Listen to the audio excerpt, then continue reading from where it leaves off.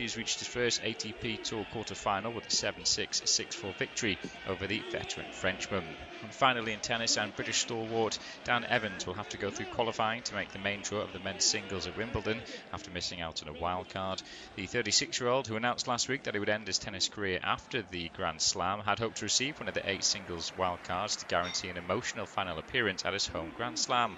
However, the final remaining places were awarded to British pair Harry Wendelken and Felix Gill on Wednesday. That's for now, we'll have more later. Here are your latest sporting headlines. I'm James Mason. We'll begin in football, and Fulham Vice Chair and Director of Football Operations Tony Khan says there are currently 2 standout candidates to replace Marco Silva, who have had several meetings with the board. It's understood the Cottagers have been advancing in talks with Alvaro Arbeloa, who spent the second half of last season in charge of Real Madrid. But in an interview with club media, Khan has suggested that there is no frontrunner for the job at this stage. However, he said that 2 candidates have met with the board several times. Sticking in football, and Rangers and RB Salzburg have completed a deal for Danny Roll to join the Austrian Bundesliga outfit. The 37-year-old will depart despite insisting he was committed to the summer rebuild at the Ibrox club. Also in football, and midfielder Bernardo Silva has joined Real Madrid on a 2-year deal, linking up with manager Jose Mourinho. Silva left Man City at the end of last season, bringing an end to a trophy-laden 9-year spell. Also in football, and Hull could face points deductions in the Premier League in the upcoming season. The Tigers have an overspend of about £6 million on their profit and sustainability calculation. Under the English Football League rules, that could lead to a 6-point penalty. Cycling now, and Belgium's Wout van Aert is set to miss next month's Tour de France with an elbow injury. The 31-year-old is a key rider for his team Visma alongside 4-time Grand Tour winner Jonas Vingegaard. Van Aert he suffered the injury after falling in training before last week's Tour of Rhône Alpes stage in France, and an infection developed in his elbow. Moving on to rugby union now, and Max Ojoma and Noah Kalouri will have the chance to press their case for test starts after being named in the England backline to take on a France 15 in a non-cap match in Van on Friday. Centre Ojoma scored a try and was named player of the match in the win over Argentina in November, but he's not played for his country since. 19-year-old Kalouri, who was spelled out his ambition to make his England debut this summer, topped the Prem Gallagher's season try-scoring charts and dominated opponents aerially in a sensational breakout season with Saracens. Cricket now, and day 1 of the second test of the Oval between New Zealand and England is finally poised after the opening day. New Zealand were put into bat after England won the toss, and they reached 291 for 7 at the close of play. Tom Blundell made the highest score of the day. He made 51. As for England, where their top bowler was Sonny Baker making his debut, he took 2 for 63, and Jacob Bethel picked up 2 cheap wickets late on, as he had figures of 2 for 8 from his 5 overs. Archer, Fisher and Tongue all took 1 wicket. And finally, now finishing with a couple of stories in tennis, and British number 5 Arthur Ferry has kept the home hopes alive at the Queen's Championships as he's moved into the quarter-finals after beating Adrian Manarino. The world number 140 has reached his first ATP Tour quarter-final with a 7-6, 6-4 victory over the veteran Frenchman. And finally, in tennis, and British stalwart Dan Evans will have to go through qualifying to make the main draw of the men's singles at Wimbledon after missing out on a wild card. The 36-year-old, who announced last week that he would end his tennis career after the Grand Slam, had hoped to receive one of the 8 singles wildcards to guarantee an emotional final appearance at his home Grand Slam. However, the final remaining places were awarded to British pair Harry Wendelken and Felix Gill on Wednesday. That's for now. We'll have more later. Here are your latest sporting headlines. I'm James Mason.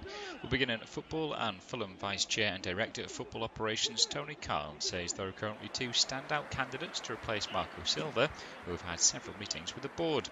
It's understood the cottagers have been advancing in talks with Alvaro Arbeloa, who spent the second half of last season in charge of Real Madrid.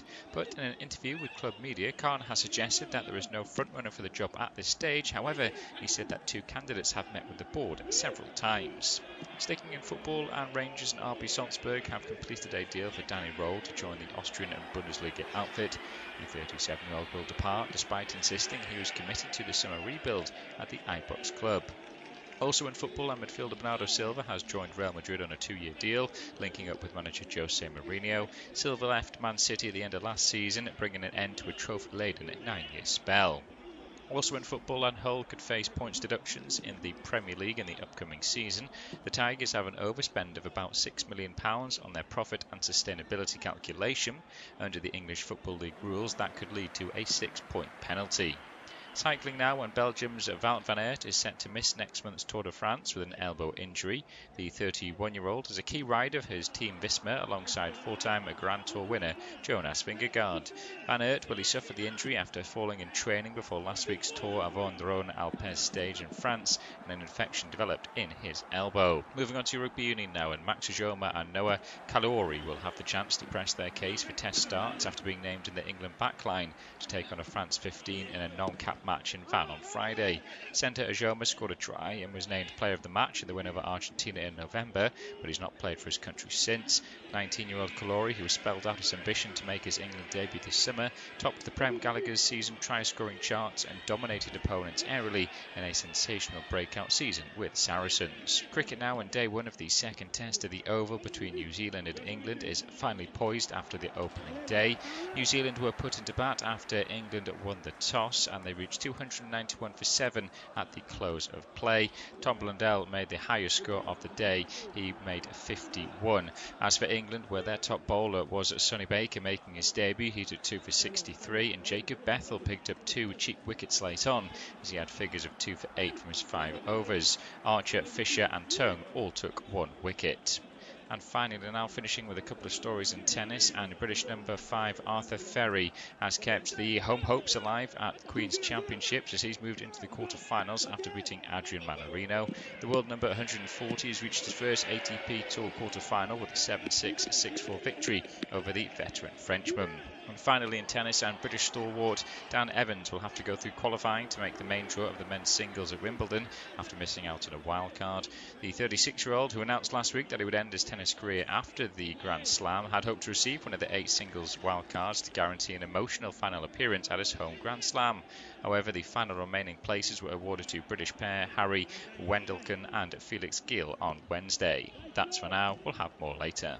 Here are your latest sporting headlines. I'm James Mason. We'll begin in football, and Fulham Vice Chair and Director of Football Operations Tony Carl says there are currently 2 standout candidates to replace Marco Silva, who have had several meetings with the board. It's understood the cottagers have been advancing in talks with Alvaro Arbeloa, who spent the second half of last season in charge of Real Madrid. But in an interview with club media, Carl has suggested that there is no frontrunner for the job at this stage. However, he said that 2 candidates have met with the board several times. Sticking in football, and Rangers and RB Salzburg have completed a deal for Danny Roll to join the Austrian and Bundesliga outfit. The 37-year-old will depart despite insisting he was committed to the summer rebuild at the Ibrox club.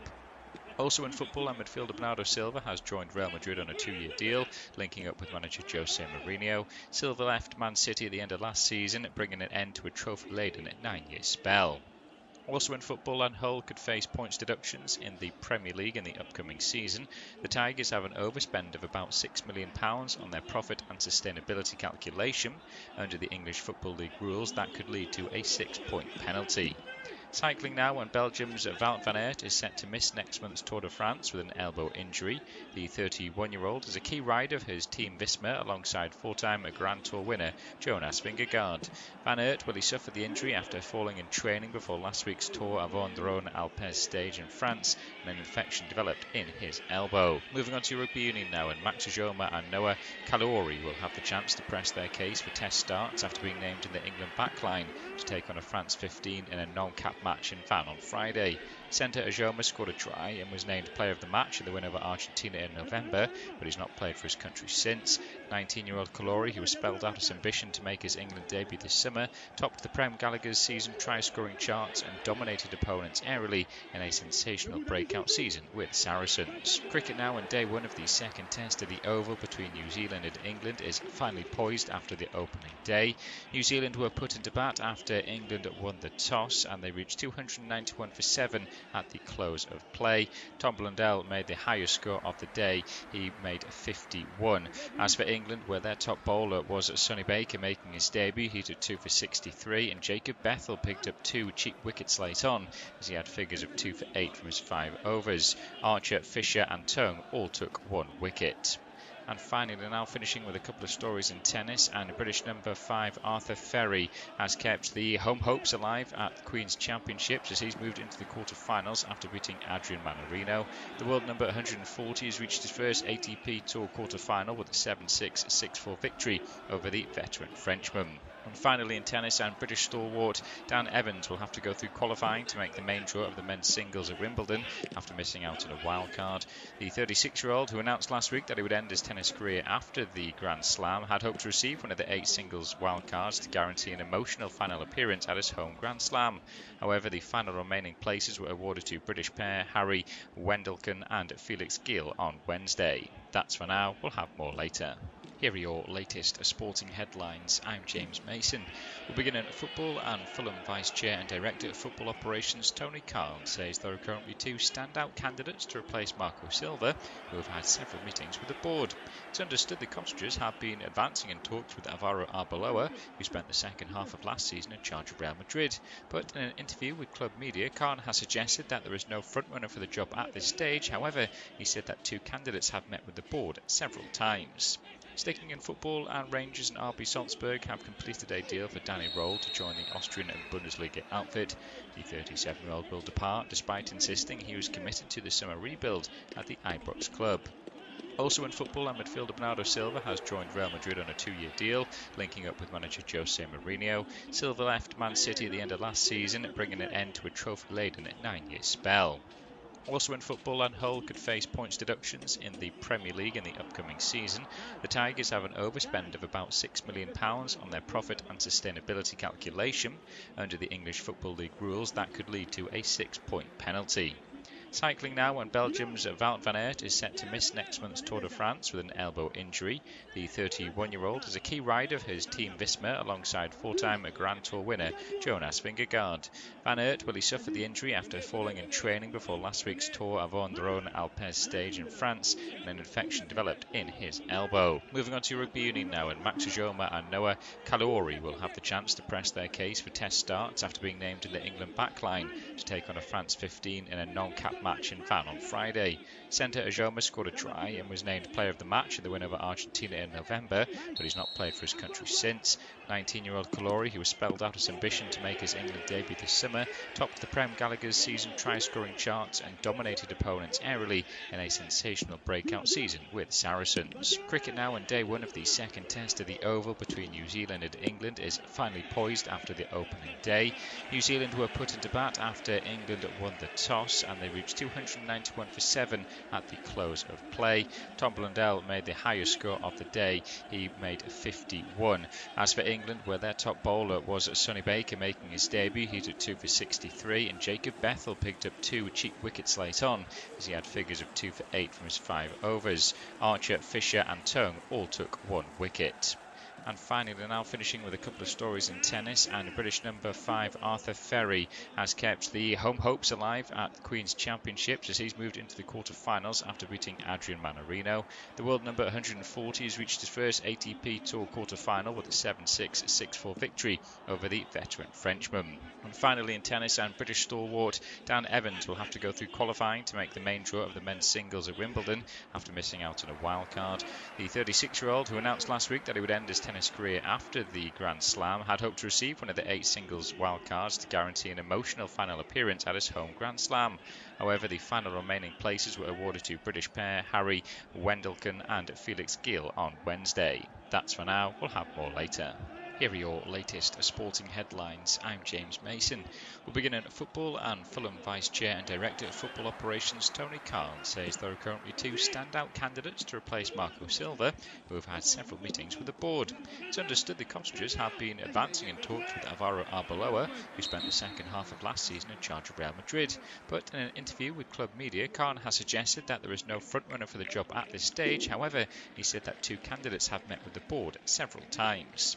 Sticking in football, and Rangers and RB Salzburg have completed a deal for Danny Roll to join the Austrian Bundesliga outfit.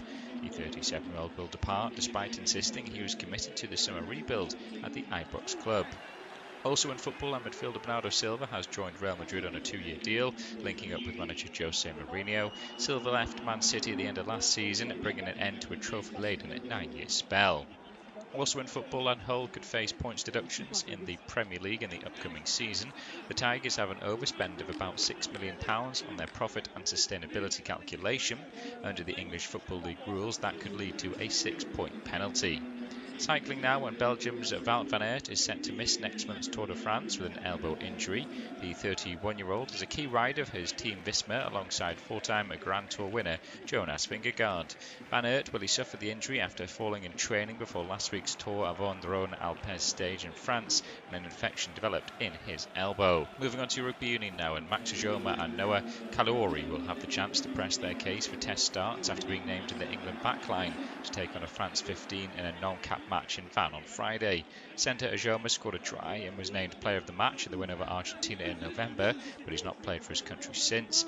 19-year-old Kalouri, who has spelled out his ambition to make his England debut this summer, topped the Prem Gallagher's season try-scoring charts and dominated opponents aerially in a sensational breakout season with Saracens. Cricket now, and day 1 of the second test of the Oval between New Zealand and England is finally poised after the opening day. New Zealand were put into bat after England won the toss, and they reached 291 for 7 at the close of play. Tom Blundell made the highest score of the day. He made 51. As for England, where their top bowler was Sonny Baker making his debut, he took 2 for 63, and Jacob Bethel picked up 2 cheap wickets late on as he had figures of 2 for 8 from his 5 overs. Archer, Fisher and Tongue all took 1 wicket. And finally, now finishing with a couple of stories in tennis, and British number 5 Arthur Ferry has kept the home hopes alive at the Queen's Championships as he's moved into the quarter-finals after beating Adrian Manarino.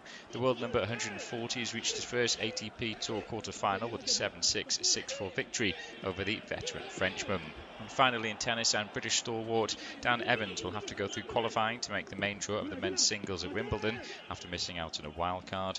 The 36-year-old, who announced last week that he would end his tennis career after the Grand Slam, had hoped to receive one of the 8 singles wildcards to guarantee an emotional final appearance at his home Grand Slam. However, the final remaining places were awarded to British pair Harry Wendelken and Felix Gill on Wednesday. That's for now, we'll have more later. Here are your latest sporting headlines. I'm James Mason. We'll begin at football, and Fulham Vice Chair and Director of Football Operations Tony Khan says there are currently 2 standout candidates to replace Marco Silva, who have had several meetings with the board. It's understood the Cottagers have been advancing in talks with Alvaro Arbeloa, who spent the second half of last season in charge of Real Madrid.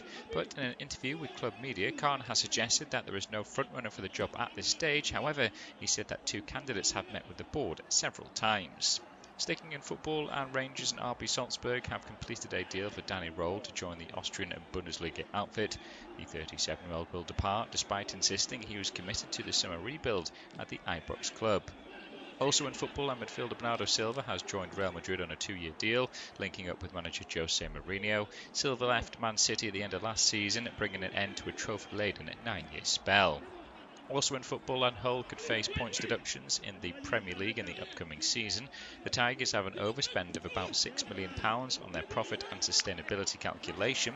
Under the English Football League rules, that could lead to a 6-point penalty. Cycling now, and Belgium's Wout van Aert is set to miss next month's Tour de France with an elbow injury. The 31-year-old is a key rider of his team Visma alongside four-time Grand Tour winner Jonas Vingegaard. Van Aert will suffer the injury after falling in training before last week's Tour avant the Rhône Alpes stage in France, and an infection developed in his elbow. Moving on to Rugby Union now, and Max Ajoma and Noah Kalori will have the chance to press their case for test starts after being named in the England backline to take on a France 15 in a non-cap match in Van on Friday. Centre Ajoma scored a try and was named player of the match at the win over Argentina in November, but he's not played for his country since. 19-year-old Kalori, who has spelled out his ambition to make his England debut this summer, topped the Prem Gallagher's season try-scoring charts and dominated opponents aerially in a sensational breakout season with Saracens. Cricket now, and day one of the second test of the Oval between New Zealand and England is finally poised after the opening day.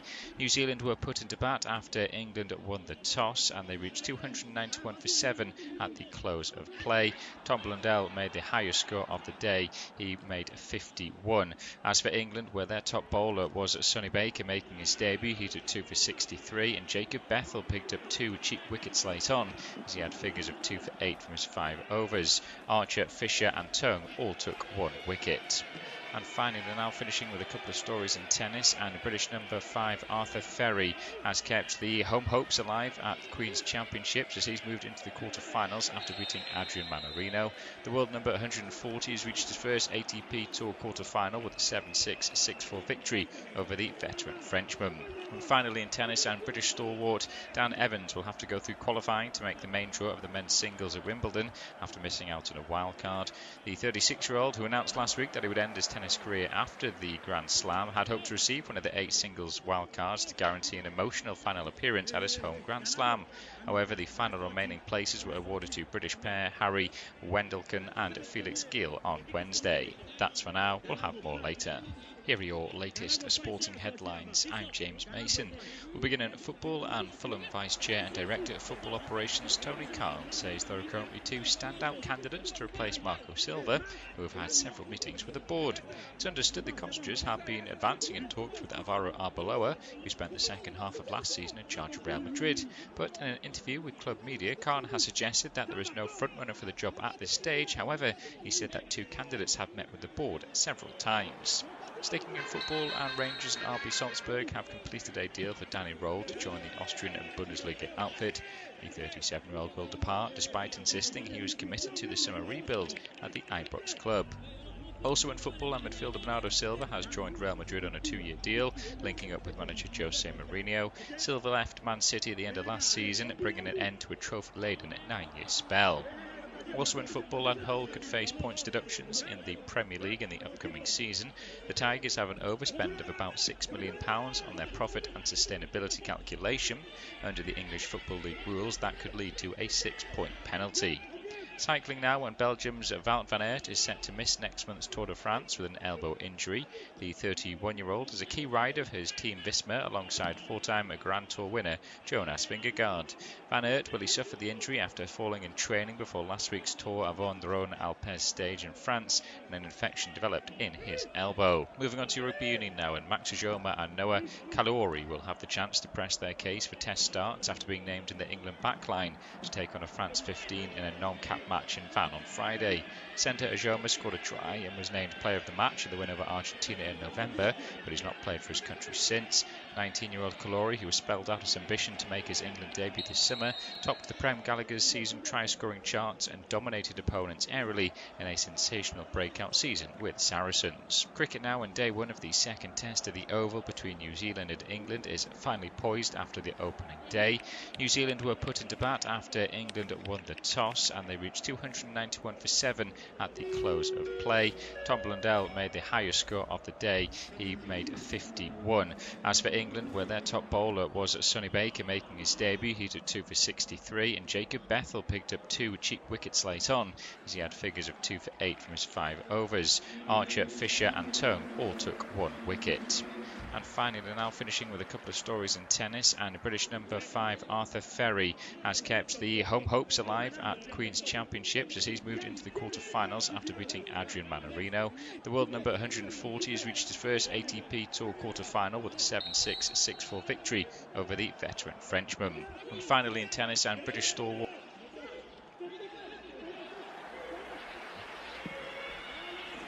Karte and Jacobs, Gay and Diarra are the two holder midfielders, with Mabai, Kamara and Mane as the attacking midfield three playing behind Sarr. As for Iraq, it is Basil in goal with a back four of Putros, Hashem, Sulaka and Doski. Al-Amari is the holder midfielder with Jassim, Bayesh, Iqbal and Kazem as the four in midfield. Al-Ahmadi is the front man. It's at 8 p.m. kickoff, Senegal against Iraq. Senegal and Iraq conclude their Group I campaigns in Toronto this evening, with both sides still an outside chance of being one of the third-place teams that go through. Senegal have a better chance with the slightly better goal difference, and the teams are in for the game of this evening. It is Diaf in goal for Senegal, with a back four of Diatta, Sek, Karte and Jacobs. Gay and Diarra are the two holder midfielders, with Mabai, Kamara and Mane as the attacking midfield three playing behind Sarr. As for Iraq, it is Basil in goal with a back four of Putros, Hashem, Sulaka and Doski. Al-Amari is the holder midfielder with Jassim, Bayesh, Iqbal and Kazem as the four in midfield. Al-Ahmadi is the front man. It's at 8 p.m. kickoff, Senegal against Iraq. Well, it's a very warm welcome and thank you for joining us on this independent off-tube studio commentary. A game between Senegal and Iraq has just got underway. The two also-rans arguably in this group, of course, very unfortunate to be faced off against France and Norway in Group I, and sadly the results for both Senegal and Iraq have proven to be the case. The defeats against both of those bigger nations has resulted in both Senegal and Iraq going into this game with 0 points. But with the third-placed teams still potentially being able to qualify for the knockout stage, both sides do have a chance. Senegal with the better chance, they go into this game with a -3 goal difference, whereas Iraq have a -6. It really would take quite something for Graham Arnold's side to be able to turn things around. But we'll wait and see how it goes. From the neutrals' point of view, it should be a fairly open game because there's no point in defending in this game. Both sides should be going for it, should be going for the win, and let's hope we see some attacking football. It's myself, Paul Shmakovic and Steve Pearson taking the action. To Steve, we're hoping for a good game this evening. Yeah, I think, as you say, both sides have got to win, and for Iraq it's win big to have any chance, and for Senegal there's still goals on the board absolutely needed. They will go above Scotland should they win as one of those teams, but of course there are other teams fighting for that 8th spot as well amongst the teams on less than 3 points as it stands at the moment. So, 1-0 probably not enough for Senegal either. They need to get probably 2 or 3 goals on the board at least to feel a little more confident of still being in the tournament by next Monday. Absolutely so, and as whilst this game is being played, of course, the other game on our service right now is the conclusion of a Group I between France and Norway, and that is pretty much a straight shootout for first place. France just ahead of Norway in terms of the goal difference, but of course they actually use head-to-head results as the first divider there in terms of the group stage. It's only a goal difference that's only used in terms of the third-placed teams. But just to remind you of the two sides, it is Mory Diaf in goal for Senegal, then it's Crepin Diatta, Abdoulaye Sek, Moussa Karte and Ismail Jacobs as the back four. Idrissa Gay and Habib Diarra are the two holder midfielders, with Ibrahim Mbaye, Lamine Kamara and Sadio Mane as the attacking midfield three playing behind Ismail Assane. Here comes Senegal for the first time, a ball going in from the right-hand side. Has just taken a slight nick off the defender there, so that is going to be a corner kick. It's good work there from Habib Diarra to get forward and win his side a corner. For Iraq, it's Ahmed Basil in goal. Back four of Fran Putros, Akam Hashem, Rebin Sulaka and Merchaz Doski.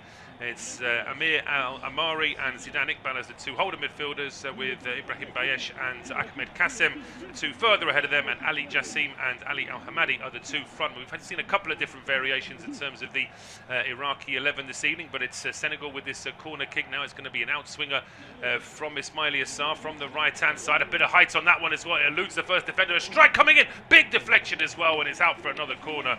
Well, after Idrissa Gay hit that, it took such a big deflection. The goalkeeper was almost in the wrong postcode. Yeah, absolutely. He was absolutely over on the right-hand side, nowhere near the ball as it came towards goal in the end. But yeah, missed at the near post, but then flashed around the area. I think it just came off the heel of Salaka as he was stood on the edge of his 6-yard box. Could have gone anywhere, but in the end it flashes right across the face of goal. And as you said, Ahmed Basil was right behind that defender, but that meant he was to the right of the goal.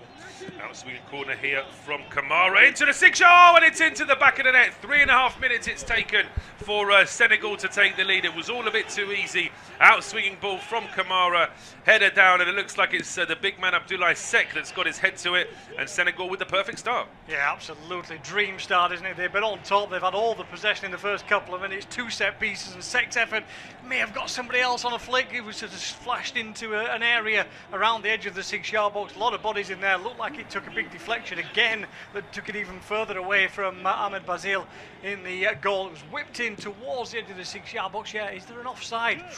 Could be tied that foot. I think he's just playing him on, actually. Not sure whether it comes off Mane in the end inside the 6-yard box or the defender. Seems to flash off both of them and go up into the top corner of the goal. It might be Diarra actually who's in there. Yeah, I'm not sure if it's Diarra or the defender. The defender won't claim it.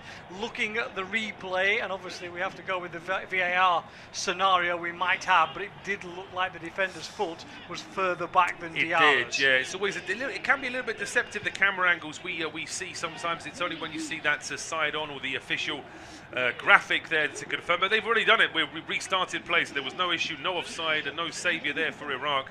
And that goal difference is getting even worse. Meanwhile, Senegal are getting exactly the start that they wanted. An early goal against the less fancied Iraq. From Senegal's point of view, they'll be hoping the Graham Arnold's side start to cave in a little bit now, and it should make it that little bit easier for Senegal to try and build on that early lead. Just to remind you, overnight there are plenty of games on our service as well. At 1 a.m, Cape Verde against Saudi Arabia, and then Uruguay against Spain. Talk of unbelievable unrest in the Uruguay camp as well. We may get a chance to talk about that at some point in our game this evening. And then at 4 a.m, it's Egypt against Iran, and then New Zealand against Belgium. All those games available on our service, as indeed is the conclusion of England's group tomorrow night at 10 p.m. But here come Senegal again. A bit of a push in the back there from Habib Diarra, and that will be I think it's just been given as a throw in the end to Iraq. Meanwhile, we've got an early goal in the other game, Steve. Yeah, well, France had already hit the post inside the first minute against Norway. Dembele has scored after 7 minutes, though. Norway 0, France 1, as those two battled it out for first and second.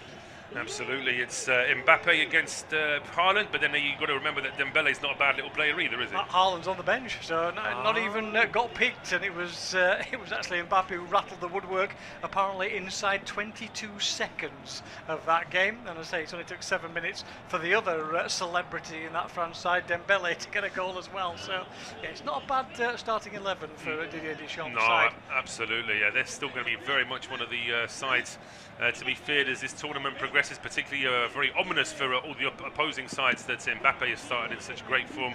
It's also good to see that the marquee players have all made such a good start. You often see players just not quite being able to deliver in a World Cup. Get your thoughts on that in a second, because now Iraq have broken and they're on the counter down the right-hand side here with Boutros. Plays the ball towards the edge of the area. Jassim's ball into the box is quickly swept clear, and it's out for a throw. But that was a decent counter. Yeah, nice breakaway, a little bit of space for once down that right-hand side. As you say, Boutros coming forward. Haven't seen that in the first few minutes, so good to see Iraq back on back on the front foot straight away at least, and putting some pressure on this Senegal side, because, as we said, they have no reason to defend. They've got to come out and get the victory. They certainly do, and whilst we were waiting for plays to restart an argument, we've got a quick replay of the goal in the other. It's a strike from Dembele from the right-hand side of the penalty area, but here come Iraq into the penalty area. Kassem just couldn't quite keep his feet. Mane then gets to that one. He was bumped off the ball. That should be a free kick. Mane looking to our English referee, who should mention that it's Anthony Taylor, who is the man in the middle this evening, but he's telling the former Premier League man to get up and to get on with it. And Iraq still keeping possession here down the left-hand side. A ball then hooked towards the penalty area. That's a hopeful ball, but it might still be kept in here by Jassim. He just needed an extra few yards of that pitch to have any kind of chance of getting in on the end of it, and it's out for a goal kick. Yeah, he's making a point, isn't he? He wants that ball further out to be able to then pick up and run in on. That was the point he was making to Doski, who tried that long ball from one side to the other in the end, and it's all a little bit too frantic from Iraq in the attacking third. But as we say, again, they're pressing high at the moment on this Senegal side of 4 or 5 players in green shirts pushing forward to block. They picked up possession here, although it's been pulled up for a handball, hit an arm. Anthony Taylor having a chat with Iqbal in the centre in terms of whether it was Mane flicks it up. He's a bit. There's a waving arm, but it's not really deliberate. He's a little bit unlucky, but then I suppose if from that contact there's a goal scored, the goal's not going to be given, is it? Because they're still going to see it as some kind of handball. And to say, I mean, for that not to have happened, he would have had to have had his arm behind his back. But so the referee did give the free kick. Senegal have taken it quickly, and they're trying to move forward now. Habib Diarra, ball out towards the right-hand side. It's just about kept in play here by and by. In fact, no, he hasn't. He's just run that out of play in the end. Did his best. He sort of slid in and tried to stand up and sprints after it, but couldn't quite keep that ball on the right side of the touchline. So it is going to be Murchaz Doski to restart play here for Iraq, the Iraqi left back, just beckoning his teammates to get a bit closer in.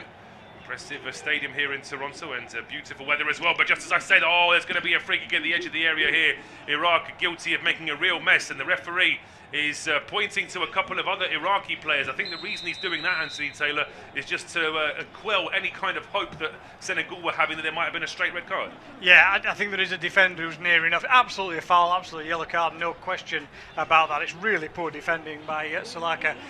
25 yards from his own goal, gives possession away straight away, and then drags back the player onto the floor. And yeah, yellow card, I think that's right. I think once the players actually come in and made the point, they all stepped away and agreed fundamentally with what the referee said. It will be a VAR check. They're still round Anthony Taylor while they're waiting for absolute confirmation. But I think Anthony Taylor's right. I think the defender who's in the edge of the centre circle, the D on the edge of the box is the phrase I'm looking for.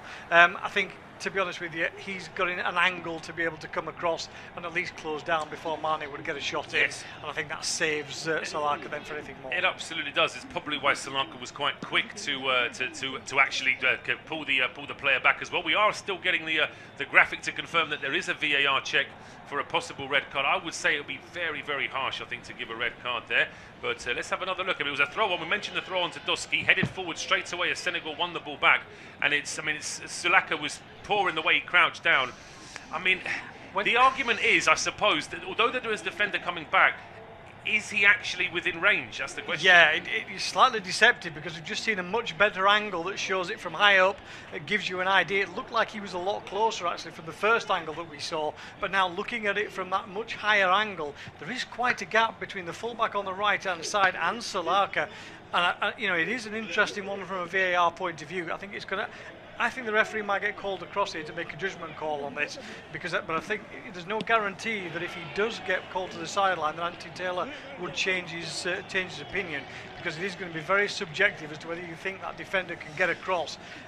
As I said, from that replay, he does look a lot further away, and I would suggest, having seen that there is an angle whereby you could say Mane could easily get a shot in before that defender comes across, and he is going to have a look at it. But I don't think this is as clear-cut as Anthony Taylor just going over like we normally have and saying, he will definitely say that this is an overturned decision.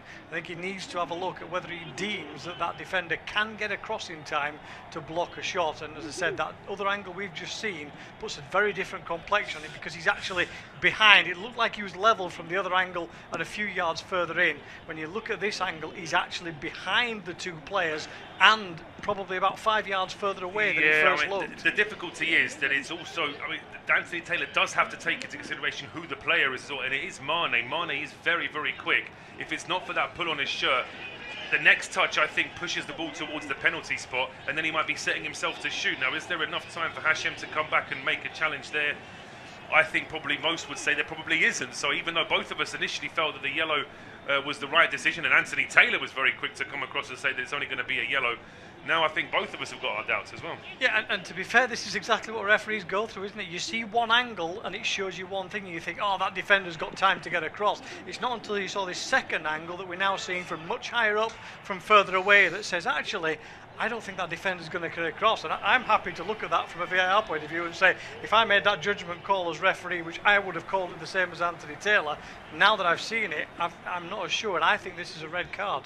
I think it is as well. Anthony Taylor is now announcing it. We can confirm that it has been given as a red card. Well, that is going to make things very, very difficult for Iraq indeed. They're already a goal down. Now they're a man down as well. And Sulaka making his way to the dressing room. Barely 10 minutes on the pitch, and couple of Iraqi fans sort of supporting him. A couple of them actually sort of cursing him, I think, as well as he's walking off the field. But yeah, for Graham Arnold and his assistant there, Rennie Mullenstein, they've got some work to do now.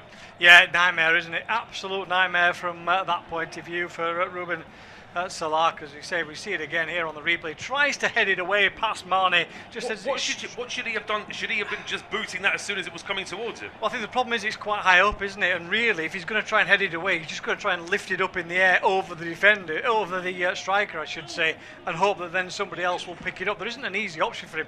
In fact, to some extent, the easy option would have been to duck and let it go through to his goalkeeper, but it may not have got there. Because it was going square rather than exactly. For me, he had to take some kind of action, but the obvious thing to do was kind of head it more up in the air and make sure you don't hit the player in front of you. It's not that Mane suddenly came across the front of him, he was running across him. Mane takes the free kick as well. It's a quick free kick. The referee gave the red card. Everyone's set up. Good save there though from Ahmed Basil. Ball now back on the left hand side. Another chance to get a cross in. It's teed up and a shot coming in from a long way out is over the bar in the end. But yeah, looks like Ahmed Basil has hurt himself there after that save. Make another delay in this game now, but now Senegal now with a great chance to not just win the game, but of course really load up those that goal difference. Well, that's the key thing, isn't it? I mean, Scottish fans will be looking at that and with their eyes closed afterwards, because it'll just be look to the sky and pray that something magical comes out of the rest of this game. But you know, goal early on in the game, a red card as well. It's all adding up to great news for Senegal.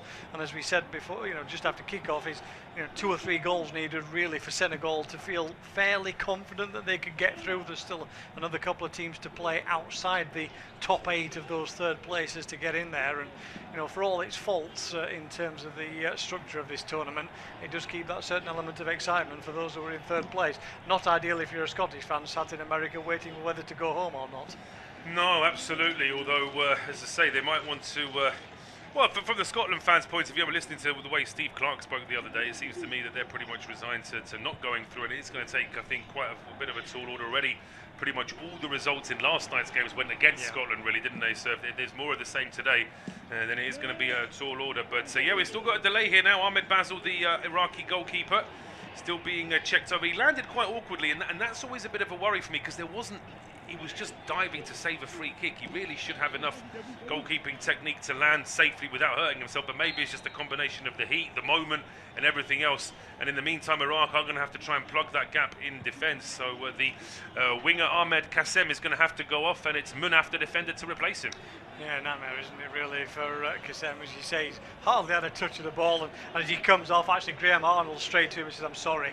So that you could see him mouth that towards his young player. In that sense, when he brought him off, he just said, "I'm sorry," and shook his head. But you know, reluctant acceptance of that, and Munaf will come on in his place to make that change. But you say no choice really, because at the moment this Iraqi side is being totally overrun in terms of defensively and in midfield, so they can't risk it and maybe leave the side as it is and maybe look at back three. It's a terrible back pass, goodness me, and it's thank goodness that Basil was quickly up on his feet there and slides in, because Ismaili Assar was bearing down on goal. It was a back pass that was probably 5-7 yards short of where it needed to be. And credit to the goalkeeper, who's only just literally come back on the field after getting a quick physio break, and he's able to slide in and get this ball out. It's going to be a throw on to Senegal on the left-hand side, launched into the penalty area. It's headed across goal. It's dropping. It's a strike coming in. Second effort from Ismaili Assar. The first was charged down. Looked like it was Diatta with the first. Ismaili Assar apologising to his team, not entirely sure why. But Baye was a little bit frustrated. I don't know if they got in each other's way for the first ball, but really that's just a lofted ball in the air, and it's actually 2 Iraqi defenders getting in each other's way that causes the problem. Yeah, it is Hashim and Manaf Yunus both going for the ball at the same time. They end up colliding. That means they're even more short on defenders at that point, down to 10 men, and 2 of them laid on the floor inside the penalty area. But then it's almost the same from Senegal, as you say, isn't it? They kind of get in each other's way. There's a bit of desperation from Senegal, but to me, just be patient here, Senegal. They are absolutely dominating the game. They have plenty of attacking threat. Iraq don't seem to be able to settle at all, either in midfield or across that back four. And at the moment, it looks like a case of as many as Senegal want in this game. And of course, they want as many as they can get. Well, they certainly do. I mean, you think of the fact that they've got... they've also got Jackson and Sarr, and they've got so many attacking options on the bench as well if they need them. yellow card coming in here, and now the Iraqi players, they're asking the question because Sk, he's got a yellow card. Graham Ardle immediately turning to the fourth official. The ball was breaking. Anthony Taylor is making the point there were two players back there. We'll have to see a replay of this one as well, Steve, because there may be a question mark over this one. Yeah, inevitably Graham Ardle is going to tell you it's a sending off. So let's have a look at the higher angle that we hadn't seen before. Long ball over the top, Sk going for it. Yeah, I mean, it's a nudge in the back. It's a silly challenge. But the defender alongside him is virtually stood next to him at that point, near Carty. So you cannot say that that's a clear goal-scoring opportunity, because, as Anthony Taylor says, there's two defenders running virtually alongside each other at that point. It's a foul, it's a yellow card, stupid tackle, but I don't see it's anything more than that. No, nothing more than that. And Ali Al-Hamadi's just waiting a moment there, needed to check his boots. And France are filling the boots at the moment. Dembele's scored a second, 20 minutes on the clock, and Ousmane Dembele 2 on the board already. It looks like a very comfortable afternoon for the French side, which helps them because less travelling if they win the group. So even though France have made a lot of changes, so have Norway. Neither side fully engaged in this game in that sense, but for the French, if they could get the victory, the key thing is that there'll be less travel. Absolutely, we've already seen one of the host nations being forced to go abroad, haven't they? With Canada being forced to play in Los Angeles for their first knockout game, having not finished first in their group. And so USA, of course, flirting with finishing second in their group, but in the end they were able to get the job done despite that late defeat to Turkey yesterday. But now we got this free kick for Iraq at the edge. Oh, it's a poor one, smashed straight into the wall there by Al Jassim, and then second effort from Ali Jassim takes a big deflection, so at least it's the consolation of a corner kick. But that the free kick itself, I mean, he's hit the wall at knee height. It's very disappointing. Yeah, it is. You're going to get a few chances from an Iraq point of view at the moment. Yes, okay, they've got another set piece out of the corner, but got to be more efficient than that. Here comes it's another dreadful ball. I don't know if Iraq have got a second set piece taker, they might have to start employing him, because that's an awful free kick and then an awful corner kick in the space of 30 seconds there from Ali Jassim. Absolutely terrible corner, isn't it? That was like an under-sevens tournament in terms of hitting it across the floor, not being able to kick it far enough in towards goal. Terrible, terrible ball led. As you said, you know, you've got to be efficient in front of you. You're going to get a few chances, we were just saying. So from the free kick, really, really poor. From the corner, really, really poor. You know, they've got to get into a situation where they're at least putting pressure on this Senegal defence to try and push them back. You've got Sk on a yellow card now. You know, put the pressure on those central defenders. Well, here come Senegal. They're putting pressure on the central defenders, and the Senegal players want a free kick there. Ibrahim Mbaye bumped off the ball by Akam Hashem, but it's no free kick to Anthony Taylor, and shoulder to shoulder, says the referee. And I think, Steve, you would agree with that? Yeah, I think so, no question. He comes across at an angle, Akam Hashem, and it looks from the replay, shoulder to shoulder for me, no issue there. And game on in Boston. Yeah, absolutely. Just saying how the French are walking away with that game, and Tela Asgard has got one back for Norway, smashing one in from just inside the area. Game on in that game. We didn't quite know how that one was going to go. It might be a cagey affair where neither side was really pushing for it. It looks like it's all-out attack from both teams. Absolutely, we were hoping for that sort of game here as well in Toronto, weren't we? But now, of course, the lesser fancied side in this game are already at the goal down, and they're down to 10 men. Inevitably, that is going to slow the pace of the game down, because Iraq won't be able to really sort of match Senegal in terms of energy levels. They're going to try and just maintain what they have, but they're certainly well supported here in Toronto this evening. Plenty of Iraqi fans in. Plenty of Senegalese fans we saw earlier as well, as the ball switched over towards the left-hand side, headed down by Doski. Now it's Ali Jassim rolling it back towards Alamari, then back towards Zidane Iqbal. Trying to think that there is a footballing connection with why he's called Zidane Iqbal. I wouldn't swear to that, but I'm assuming there must be. Nothing like putting the pressure on your son as a footballer, is there really? No, but it can work. I mean, we look at Tyson Fury. I mean, his dad apparently said in the maternity ward that my son's going to be heavyweight champion one day, and he was right. So sometimes you just got to start early and to have that belief. But certainly from Iraq's point of view, they're starting to look a little bit more comfortable on the ball. But it's also because it's all inside their own half. The only problems they they've really caused Senegal has been on the counter-attack. From possession, they're not really going to be able to do it, are they? Yeah, and there's a little bit of a scenario here where Senegal are taking a bit of a breather, you kind of feel, because in the heat, etc. I know it's not as warm in Toronto as it has been, but it's still a nice sunny afternoon. You're playing a lot of games very close together. You've got to manage your tournament. There's no way you can push for a 90-minute period. You're going to have to take these little down times and try and use the energy more effectively. And Senegal at the moment look totally in command of this game, no issue at all from a defensive point of view, except that ball over the top for Abdoulaye Seck, and it ends up with a yellow card. Other than that, it's been all Senegal at the moment. It has been all Senegal, and as Steve mentioned, the weather is 23 degrees at the moment in Toronto, although there is actually an excessive heat warning. It's quite humid as well, 69% humidity, but of course based on the heat wave we've had in England recently, that's virtually nothing. It's a mild day compared to what we've had across the British Isles over the last few days, and as I always say, 19 degrees with a light breeze, that will suit me quite nicely. Anything more than that and it's always going to get a little bit uncomfortable. But in serious talk, we are in the hydration break now anyway, so you're certainly not missing any of the action. Just to remind you, Senegal lead against Iraq by 1-0. Early goal scored for Senegal after a corner kick. I think the goal was officially awarded, because we weren't even sure who the goal was actually. It has been awarded to Diarra. He got the slight deflection of Sek. And then just 9 minutes later, Rebin Sulaka was shown a straight red card after a VAR review for being the last man after making a mess of trying to head the ball away after his side lost possession. Since then, Senegal have got a couple of half chances, forced one good save from Ahmed Basil from a free kick. But I think it's a very good point you make, Steve, that it does look as though Senegal are just keeping their powder dry, because if they really wanted to, they could be trying to steamroller Iraq now, but there's no point in doing that too early. No, they do need more goals. You look at that table of third-place teams. I don't think there's any question you're probably looking at something like a 3-4-0 victory here now. That the side have gone down to 10 men. They've got to push to some extent. But as you said, you look at one or two sides. A good example is Morocco. Saw them in their friendly before the tournament against Norway. First half an hour, they were absolutely on it, absolutely in the face of the Norwegians. Didn't give them any space at all, and could have had 4 or 5 in that friendly very easily. Then did exactly the same in the first game against Brazil as well, and were all over them like a rash, and could easily have been 3 or 4 up in that game. But then they couldn't sustain that, and they knew that. They almost switched a switch after about half an hour and said, okay, that's as much of that as we can do.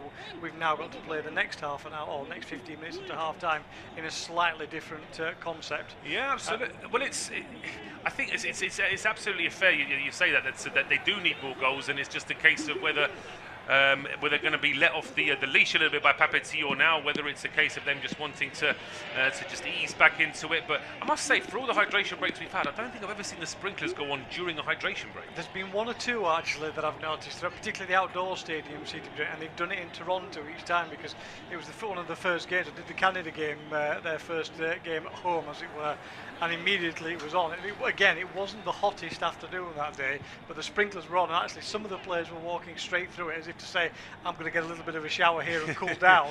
1 or 2 of the other players were desperately trying to avoid it. Yeah. So it's been a bit of a godsend for 1 or 2 players, I think.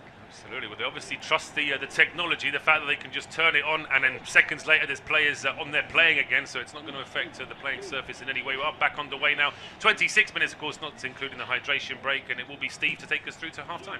Yeah, thanks, Paul. Let's see if we can find any more goals then for either side, as Senegal come forward slowly up towards the halfway line. We'll ball into Idrissa Gueye. Immediately whip it out on this right-hand side. Be interested to see how the hydration break discussions have changed the dynamics of the game, if at all. Certainly probably more an issue for Graham Arnold, the Aussie coach of this Iraqi side, to try and get a little bit of stability into his team, particularly defensively. Now they're down to 10 men. Here's Mbaye down the right hand side. He's closed down quickly, as Yassim seems to be pushing a little wider out now to try and stop him from having space. He tries to get the challenge in again, but Mbaye's got away from it. He's quickly closed down again though, and he can't get a cross in this time.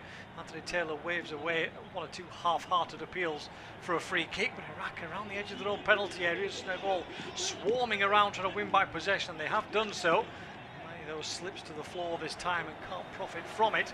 Senegal pushing right up on this Iraq defence now, doing exactly the same as Iraq did to them a few minutes ago, and they've won back possession inside the Iraq half. It's headed away up towards the halfway line and straight back again by Senegal, and the ball back with Abdoulaye Sek.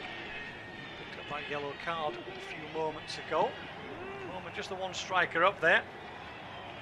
Al-Mahdi is the only player in green on the halfway line. It's Iraq in green today. Senegal in a white kit that looks like they've been decorating the house. Looks like it's got little paint colours all over it. Not quite my style, I've got to be honest, but I'm sure some people like it as the ball is played. I mean, on from some left of the to kits, right. I think the Norway home kit, it's basically their national flag, isn't it? It looks absolutely superb. Yeah, there's one or two strange away kits. The German one last night was an odd one, but anyway, the other night I should say. Ball forward by Senegal into the gap, but it goes straight into play for a goal kick. Just looking at the as it is table for third place rankings, Senegal moving up to 7th at the moment, above Algeria, who I think, if I'm right, I think you still have to play, don't they, their third game. They and Croatia are the last two who sat in the top 8 who still have to play, and therefore their goal difference could resurrect Scotland, with Belgium and others outside the top 8 still to play. All those in those 8 to 12 positions at the start of play tonight, including Senegal, still had matches to complete. I'm afraid to say the Tartan Army are on the tarmac at the airport, not necessarily having set off yet, unfortunately for Steve Clarke's side. Not far off taxiing though, are they really? No, I'm afraid not. Defeat against Brazil looks like the final one as they exit again from a tournament. Picked up over on that left-hand side for Senegal, comes back inside. Kamaru, not really seen in too much possession so far. Gay will again look forwards in Bay on this right-hand side. They're just trying to get him into the game and attack down this right, but Iraq have set themselves a little more effectively now, with 4 across the back and 4 across midfield, spread out much wider now this Iraq side. They were quite narrow to begin with, but now they've gone right across to try and block off any space for Senegal. At the moment it's working since the break. It is, absolutely. I think that it's now a question of what Senegal are going to be able to do just to sort of turn that attacking style up a little bit more. Iraq is seeing a lot more of the ball inside their own half, but then Senegal are pressing that little bit higher as well. It's I think, as you made that point before, it's a very difficult balance here for Papetior, because they do need more goals, but then if they just start going hell for leather, then potentially they might leave themselves open. They might sort of burn out a little bit too early as well. It's all about making sure they can be sort of fresh for those last 15 minutes, but potentially mistakes from Iraq might start seeping in, and that's when you might get a couple of freebies as well. Yeah, just seeing a couple of players out of possession coming forward for Iraq on either side. Bayesh and Jassim just trying to offer a bit of support to their centre forward in terms of the press. It's not a full-on press, as you'd expect from Iraq, with 10 men and out of possession. Half an hour gone then, Senegal leading by a goal to nil. Scored inside the first few minutes as Sek's header from a corner flicked off Diarra into the back of the Iraqi goal. Back in possession, back towards the edge of their own penalty area. 21 matches to qualify this Iraq side through the various playoffs in both the Asian Conference and in the Intercontinental playoff against Bolivia. So they have had, numerically at least, the hardest trip to North America for this tournament. For a long ball forward here, can they keep it in play? They have, over on this left-hand side. But, one back though on this occasion. Ball to spin out of play. Sk getting forward deep into the Senegal half. He's certainly Diarra testing. keeping him away. Yeah, absolutely. He had to really being tested there. And interesting enough, actually, there's more possession for Iraq in this game so far, which does surprise me when you think that they're down to 10 men. They've barely made any kind of effort to get forward, but now they've won the ball high up the field. Yeah, they certainly have, but they just can't quite get under the possession. Bayesh again has to run across the central area of the field and gets blocked off, and the ball cleared away up towards the right-hand side, which means Ahmad Bazil is the only man in possession in his all-black kit, which seems a strange choice for the goalkeepers in such hot weather over the summer. He's got that Fabien Barthez look about him though, with that black kit, the bald head and the white gloves. Yes, actually. absolutely, yeah, absolutely. I could certainly see that, but maybe just one or two waist sizes smaller than Barthez. Barthez was quite a stocky sort of goalie, wasn't he? Whereas Basil seems just a little bit more nimble. But yeah, we're getting some further action from the game in Boston between Norway and France. And it looked like it might have been a third goal for France. It is a third goal for France, and Dembele just confirming with counting on his fingers that he's got a hat-trick. But in the meantime, back here in Toronto, the ball at the edge of the area, and a quick strike coming in from the left-hand side of the box. But the shot's dragged wide in the end there by Ishmael Jacobs. Yeah, got forward again, didn't he? Pressing up from fullback. Had a good chance, actually. Found a seam between the two defenders, but he was always curving away with his left-footed strike.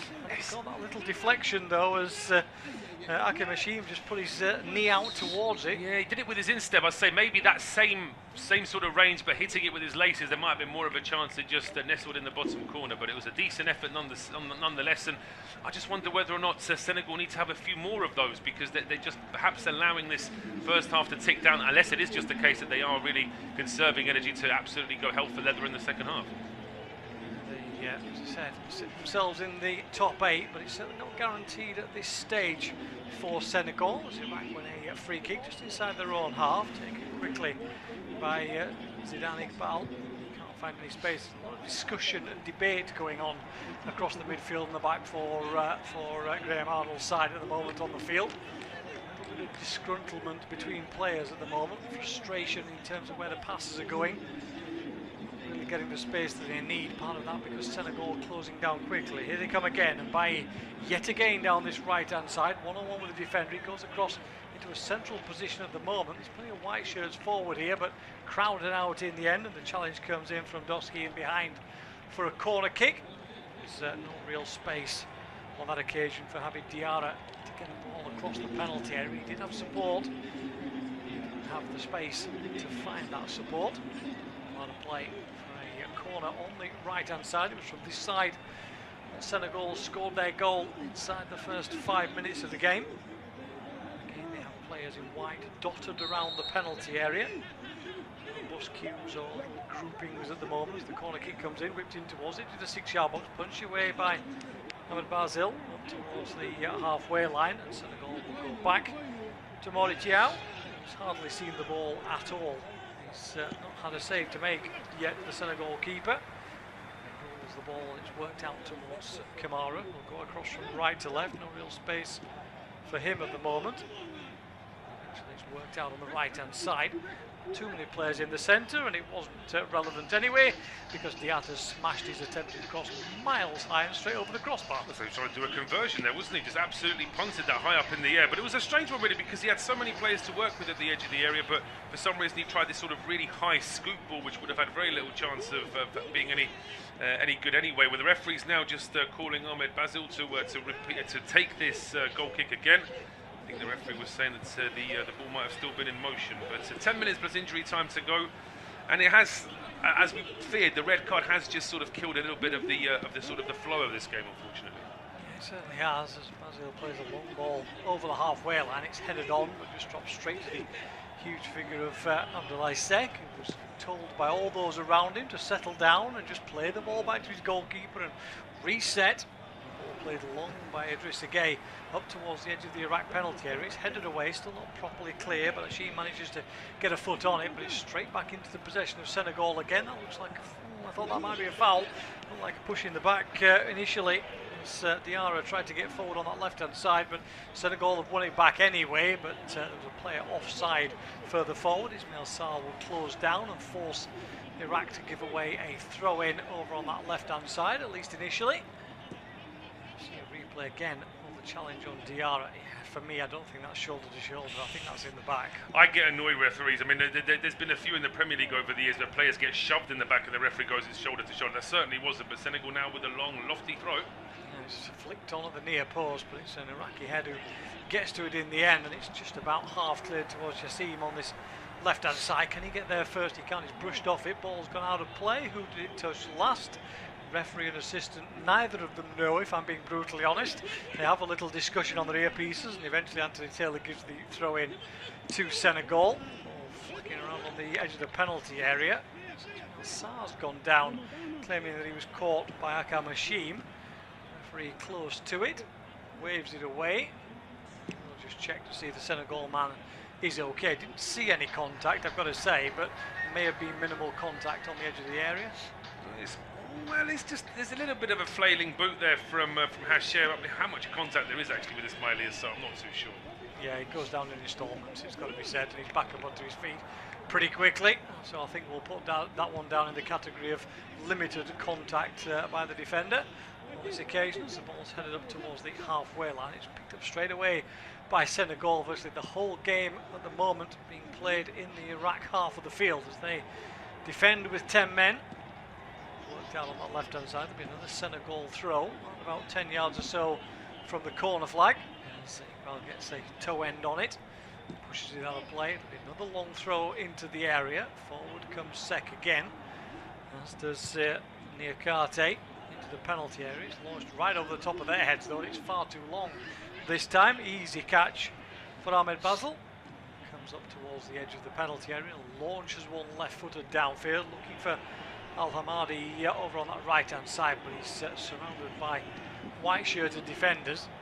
It's hard work really for him at the moment up there, ploughing a lone furrow, trying to get any kind of possession that he can to maybe bring Yassimo Bayesh into the play. Senegal again with a long ball over the top, but at the moment Senegal radar is just way off target on every pass virtually. It is, yeah. I mean, it's strange because it's almost like that red card for Iraq has somehow derailed what Senegal wanted to do. I mean, we expected the game to become a little bit slower, a little bit more methodical. Stats tell you that there's been 7 efforts from Senegal, 2 of them on target. Just the 2 efforts from Iraq were both off target. But really, 2 efforts on target, and considering one of those was inside the first couple of minutes, that's a bit of a poor return, I think, from Pape Diaf's side, and they need to do more, I think, a lot more. Yeah, expected more from them this tournament. It's a tough group, of course, in terms of having to face France and Norway. Nevertheless, did expect more from the team that reached the AFCON final as the ball has worked on that left-hand side, pulled back across towards Ismail Assar. Well defended on this occasion, Akama Sheem, and good communication with his goalkeeper. Briefly, they were, of course, the winners, weren't they? And yes, then, of course, absolutely. The Federation got involved. I mean, that was quite a messy final, in all fairness, as I say. But certainly they were in the final on merit. As to whether or not they should have won that final with everything that went on, of course, is a far too long a debate to have now. But I agree with you. I think that potentially they were a little bit disappointed with their performance against Norway, because I think they always expected to lose against France. Big challenge there in the middle of the park. Referee stood over it, but it says play on. Yeah, they certainly had the chances though against the French in that first game before France took control later on in the match. Could easily have got a win or at least a point out of that game. Defensively though, these two sides have struggled. Conceded 6 in 2 games Senegal, 7 in 2 games conceded for Iraq as well across their matches against the Norwegians and the French. Not a comfortable win though, of course, for Norway in that game. Got a couple of goals on the board for Senegal, but able to turn that into at least a point, which would have made their passage into the latter stages of the tournament much more comfortable. Ball forward here, back rather, I should say, towards Diao rather, who has to be really careful as he picks it up, and then it's run out of play by Diatta and behind for a corner kick. All rather messy from Senegal. This is the danger if you get a little bit too comfortable. There's a lack of intensity for me for this Senegal side. Well, it's a problem, isn't it? If you've got a goalkeeper who's become basically a spectator on the field because he had nothing to do all game, and in fairness, the ball he got was a hospital pass. I know that's more of a rugby term, but it was very difficult to control first time. Senegal have taken the corner kick short. Yeah, corner kick taken short. Shot comes in, rattles off a defensive head. Ball worked out over onto the right hand side when Ibrahim Bahesh picks it up again, rolls it back into a central position. Ball will come left, and Senegal have reset defensively now, pushing Iraq towards the halfway line. Iraq made some nice football, a couple of nice little flicks from Jassim, but doesn't really take them forward, but keeps possession at least. Iqbal plays a long ball over the top, but that's a terrible one. He got 2 players to aim at down that right hand side. Poutros and Bayesh were both over there. Zidane Iqbal not living up, I'm afraid, to his first name on that occasion. No, not at all, and that was a disappointing pass, a long way away from where it needs to be. And Graham Arnold there just pacing up and down his technical area. I'm sure he'll be wondering exactly what he needs to be doing at half-time, because it's a difficult one for him as well. He knows that from this sort of situation it's going to be virtually impossible for Iraq to qualify, but he still wants them to be competitive in that second half. Yeah, exactly. They're still looking for their first point in World Cups. Of course, didn't get any in their last appearance 40 years ago in Mexico 1986. Lost all 3 games in the group stages. Lost the first two here as Mane picks up possession down by the corner flag, tries to push it forward. Manaf Younis is there to knock it behind though for a corner. 3 minutes to go to the break. Senegal leading by a goal to nil. A goal from Diarra in the first few minutes. The setting off of Rebin Salaka for a foul on Mane not long afterwards. They've had to defend stoutly and have done so far since conceding the goal. The corner kick comes in, high one this time beyond the far post. Sk wins a header straight up in the air. Basel will rise highest.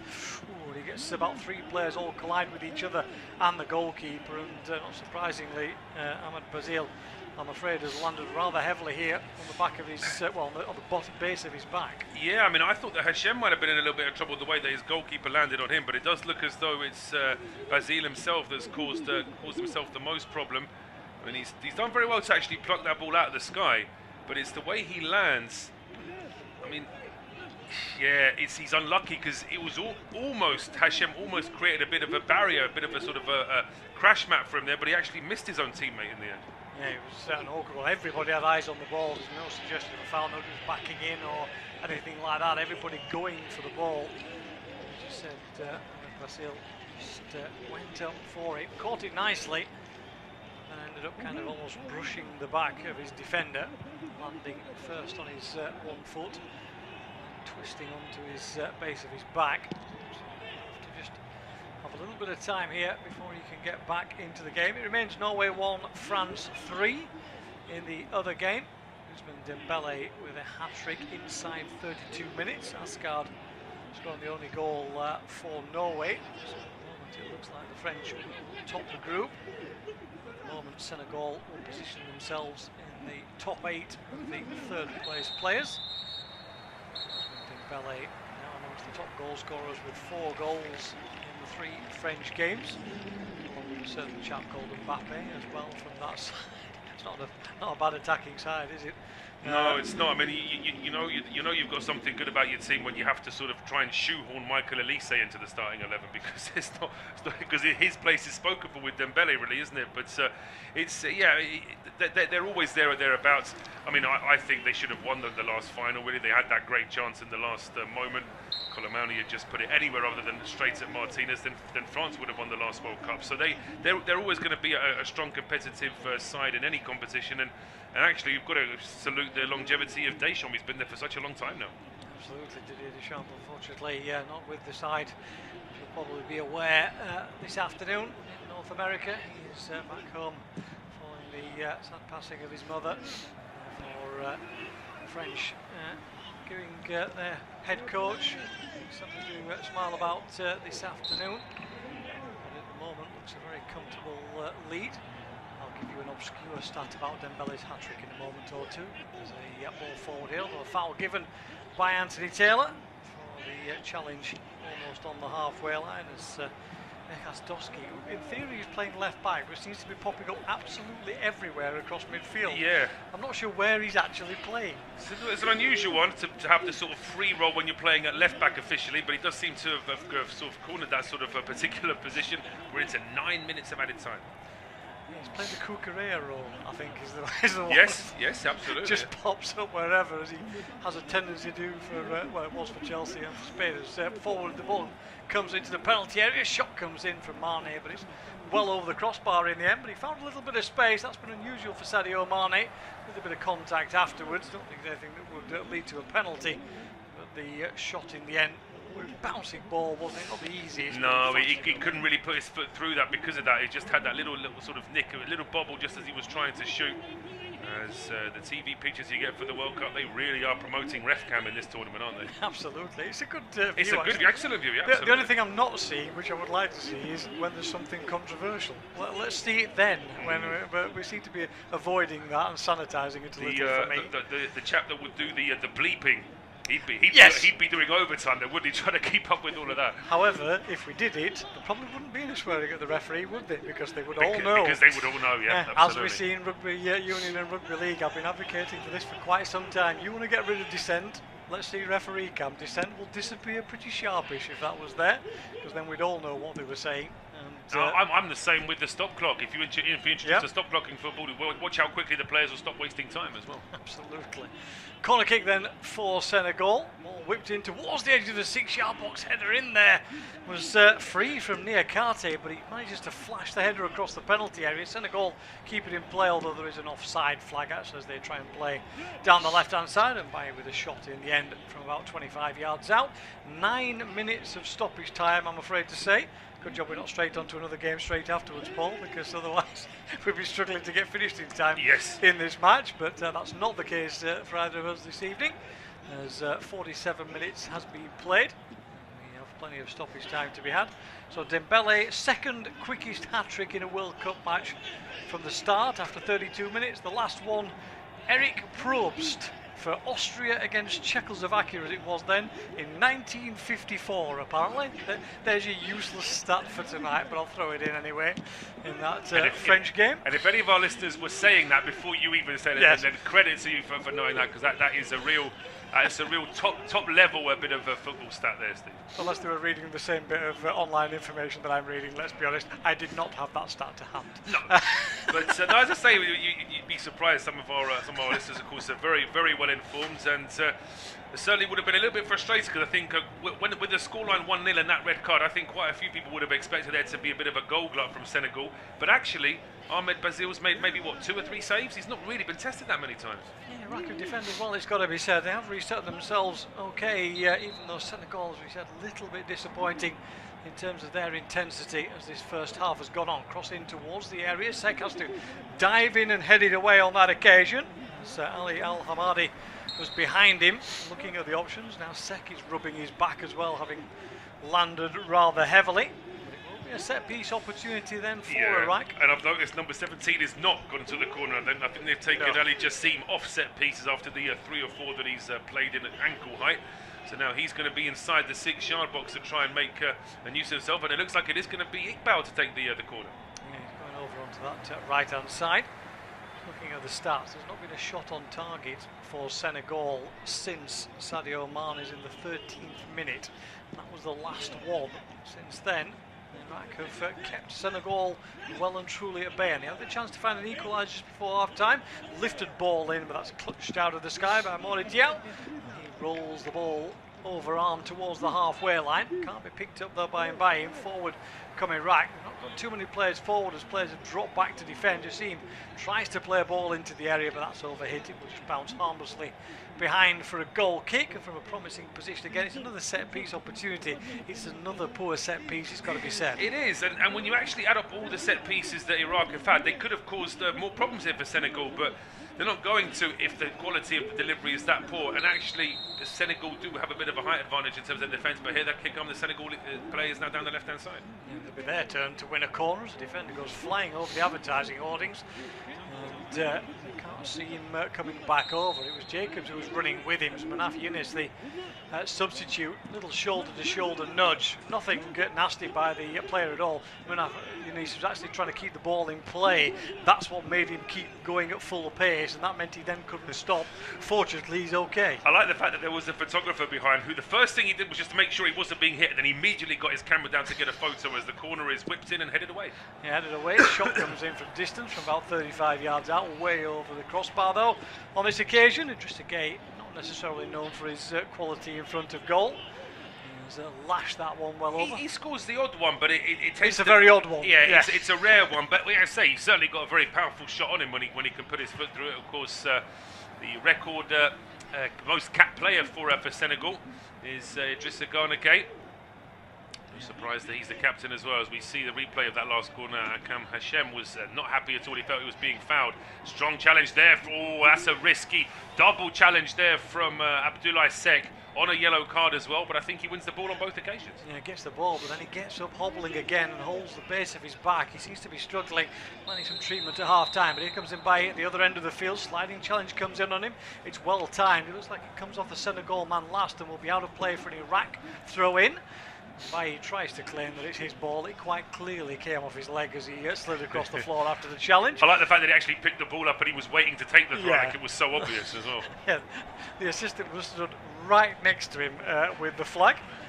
Just trying to see, I think that was Adam Nunn, wasn't it, on this near side? The English officials taking charge of the game this afternoon. Ball out of play for a throw-in to Senegal. 7 minutes of the 9 have been played. Diatta will come forward to try and launch one into the box, but instead he throws it all the way back almost to the halfway line. He has it, rolls it onto that left-hand side from Yakate.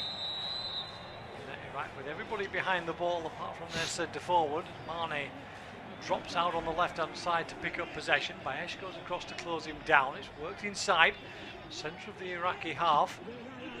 No urgency again from this Senegal side. They'll just take the time and they try and ball towards Diatta on this right-hand side. Massively overhit, goes straight out of play for a throw-in. At the moment, this half is just petering away for Senegal. It is a little bit, yeah, and it's felt like that pretty much since the red card. There was a moment just after the red card where you felt as though Senegal really were going to take Iraq to task, and since then, Iraq have sort of grown in confidence. Senegal have almost been bereft of ideas. That sort of energy level that you expect from the Senegalese players isn't quite there, so they really need half-time just to try and regroup, because this game and the goal difference is there to be had. They have possession again, maybe one last chance for Senegal. Then over on that left-hand side, Mane wants movement inside of him, doesn't really get any. White-shirted Senegal players still in possession here. Diatta out to Mbaye again, who's quickly closed down by Doski, but he works his way across and loses possession. Bayesh has it, could be a break on if you see him can get away, but he can't. Finds himself isolated and surrounded by defenders, and the ball tidied up all the way back to the Senegal penalty area. Morichiao is stood on his own.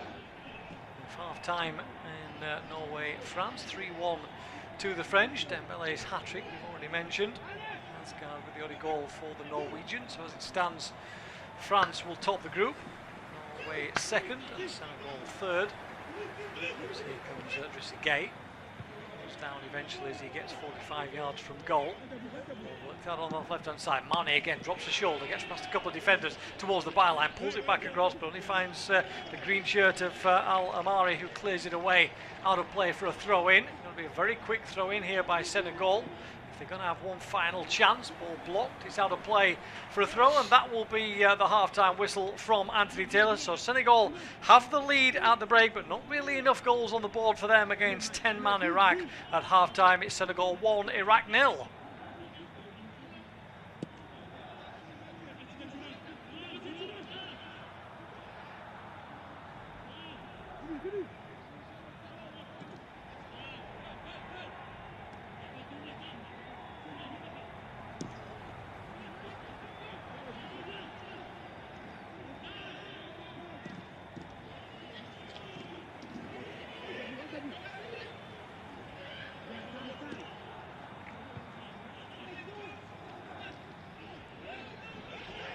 Half-time in Toronto, where it's Senegal 1, Iraq 0, and Senegal getting the perfect start in this game, taking the lead inside 4 minutes. A corner kick whipped in from the right-hand side, a header down from Abdoulaye Seck, deflecting off Habib Diarra, and Senegal took the lead. And 8 minutes later, they got even more of a dream start after a straight red card for Ruben Salaka. After a VAR review, where Salaka was adjudged to have been the last man after he himself gave the ball away. But since then, Senegal have been disappointing. They've had a couple of shots saved by Basile and a lot of possession, but not too many chances. Iraq hanging on. Senegal lead 1-0.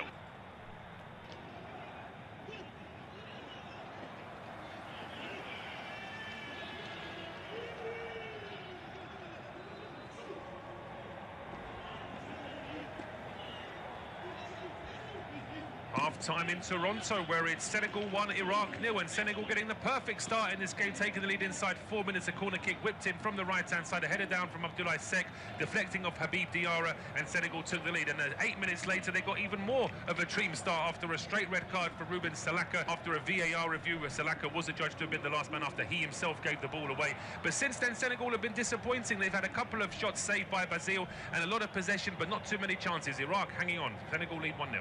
Half-time in Toronto, where it's Senegal 1, Iraq 0, and Senegal getting the perfect start in this game, taking the lead inside 4 minutes. A corner kick whipped in from the right-hand side, a header down from Abdoulaye Seck, deflecting off Habib Diarra, and Senegal took the lead. And 8 minutes later, they got even more of a dream start after a straight red card for Ruben Salaka. After a VAR review, where Salaka was adjudged to have been the last man after he himself gave the ball away. But since then, Senegal have been disappointing. They've had a couple of shots saved by Basile and a lot of possession, but not too many chances. Iraq hanging on. Senegal lead 1-0. Half-time in in Toronto, where it's Senegal 1, Iraq 0, and Senegal getting the perfect start in this game, taking the lead inside 4 minutes. A corner kick whipped in from the right-hand side, a header down from Sk, deflecting off Habib Diarra, and Senegal took the lead. And 8 minutes later, they got even more of a dream start after a straight red card for Ruben Salaka. After a VAR review, where Salaka was adjudged to have been the last man after he himself gave the ball away. But since then, Senegal have been disappointing. They've had a couple of shots saved by Basile and a lot of possession, but not too many chances. Iraq hanging on. Senegal lead 1-0. Half-time in Toronto, where it's Senegal 1, Iraq 0, and Senegal getting the perfect start in this game, taking the lead inside 4 minutes. A corner kick whipped in from the right-hand side, a header down from Sk, deflecting off Habib Diarra, and Senegal took the lead. And 8 minutes later, they got even more of a dream start after a straight red card for Ruben Salaka. After a VAR review, where Salaka was adjudged to have been the last man after he himself gave the ball away. But since then, Senegal have been disappointing. They've had a couple of shots saved by Basile and a lot of possession, but not too many chances. Iraq hanging on. Senegal lead 1-0. Half-time in Toronto, where it's Senegal 1, Iraq 0, and Senegal getting the perfect start in this game, taking the lead inside 4 minutes. A corner kick whipped in from the right-hand side, a header down from Sk, deflecting off Habib Diarra, and Senegal took the lead. And 8 minutes later, they got even more of a dream start after a straight red card for Ruben Salaka. After a VAR review, where Salaka was adjudged to have been the last man after he himself gave the ball away. But since then, Senegal have been disappointing. They've had a couple of shots saved by Basile and a lot of possession, but not too many chances. Iraq hanging on. Senegal lead 1-0. Half-time in Toronto, where it's Senegal 1, Iraq 0, and Senegal getting the perfect start in this game, taking the lead inside 4 minutes. A corner kick whipped in from the right-hand side, a header down from Sk, deflecting off Habib Diarra, and Senegal took the lead. And 8 minutes later, they got even more of a dream start after a straight red card for Ruben Salaka. After a VAR review, where Salaka was adjudged to have been the last man after he himself gave the ball away. But since then, Senegal have been disappointing. They've had a couple of shots saved by Basile and a lot of possession, but not too many chances. Iraq hanging on. Senegal lead 1-0. Half-time in Toronto, where it's Senegal 1, Iraq 0, and Senegal getting the perfect start in this game, taking the lead inside 4 minutes. A corner kick whipped in from the right-hand side, a header down from Sk, deflecting off Habib Diarra, and Senegal took the lead. And 8 minutes later, they got even more of a dream start after a straight red card for Ruben Salaka. After a VAR review, where Salaka was adjudged to have been the last man after he himself gave the ball away. But since then, Senegal have been disappointing. They've had a couple of shots saved by Basile and a lot of possession, but not too many chances. Iraq hanging on. Senegal lead 1-0.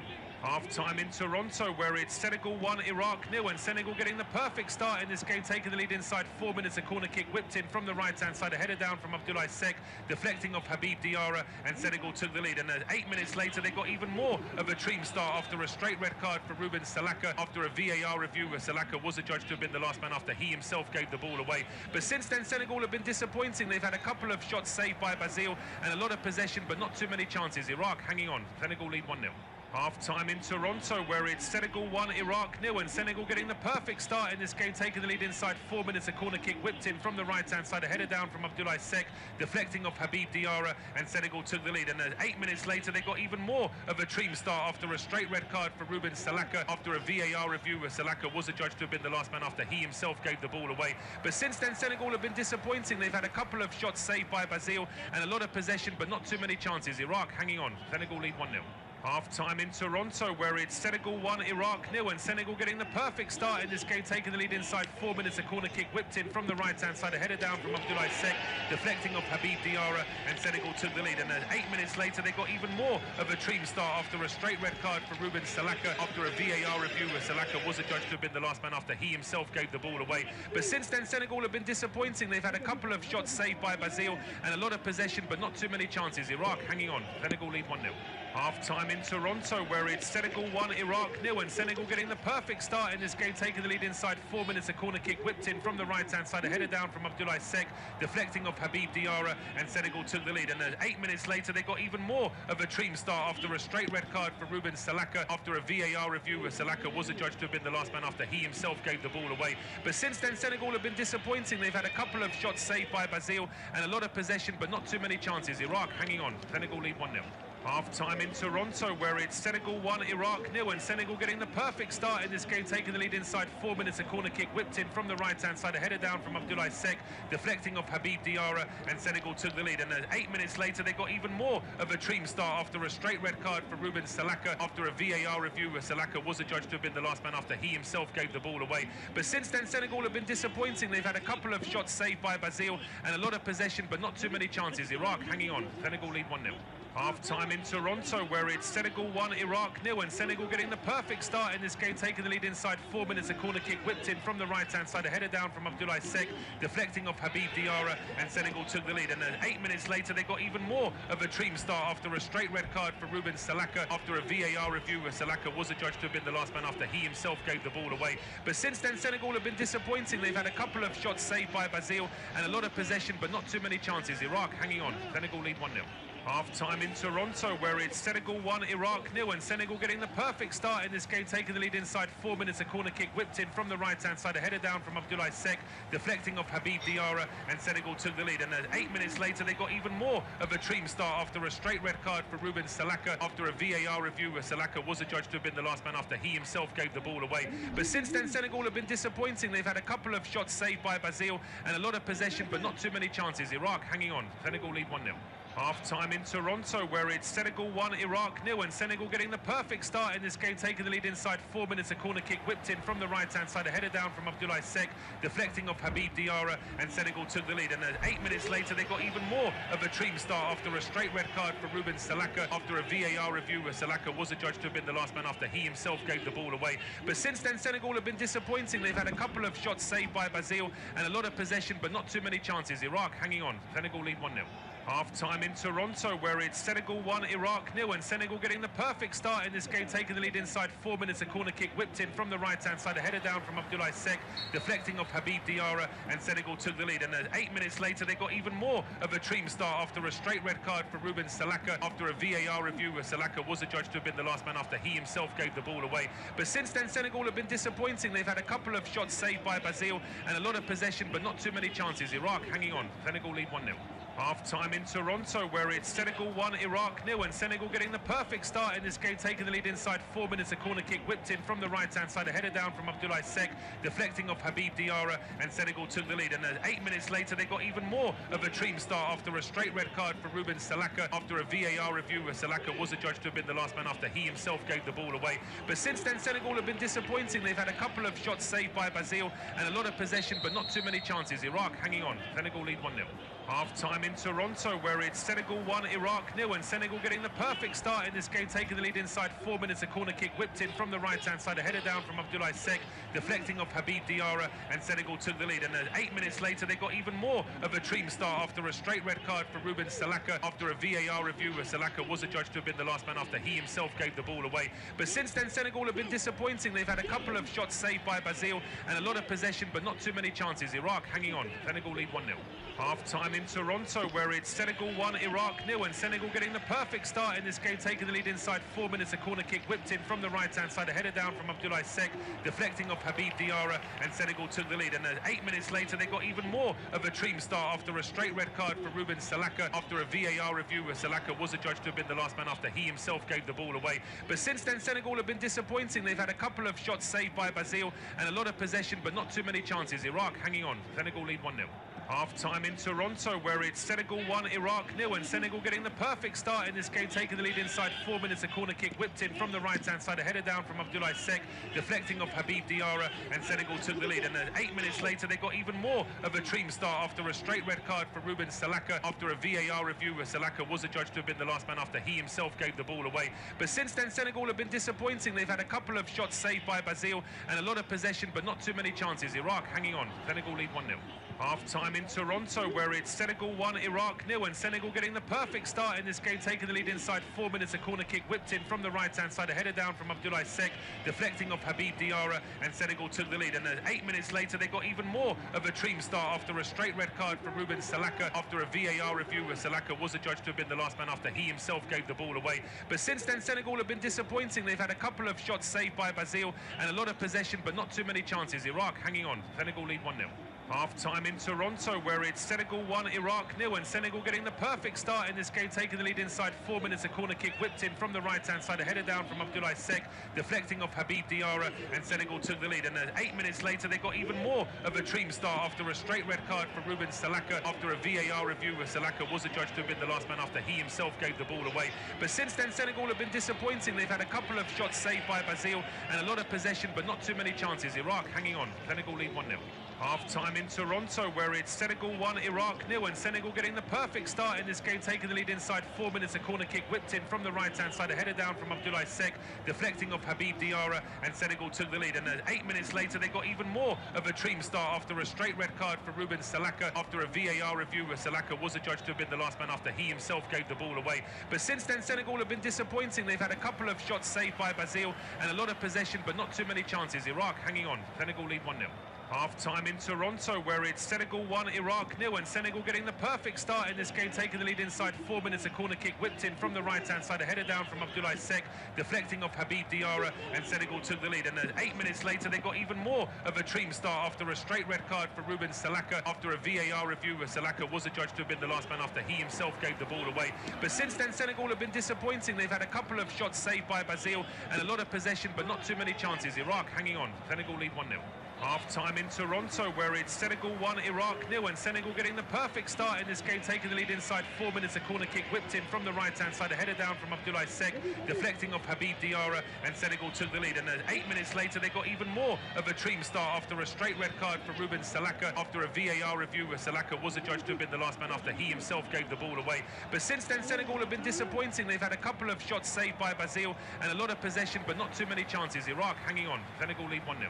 Half-time in Toronto, where it's Senegal 1, Iraq 0, and Senegal getting the perfect start in this game, taking the lead inside 4 minutes. A corner kick whipped in from the right-hand side, a header down from Abdoulaye Seck, deflecting off Habib Diarra, and Senegal took the lead. And 8 minutes later, they got even more of a dream start after a straight red card for Ruben Salaka. After a VAR review, Salaka was adjudged to have been the last man after he himself gave the ball away. But since then, Senegal have been disappointing. They've had a couple of shots saved by Basile and a lot of possession, but not too many chances. Iraq hanging on. Senegal lead 1-0.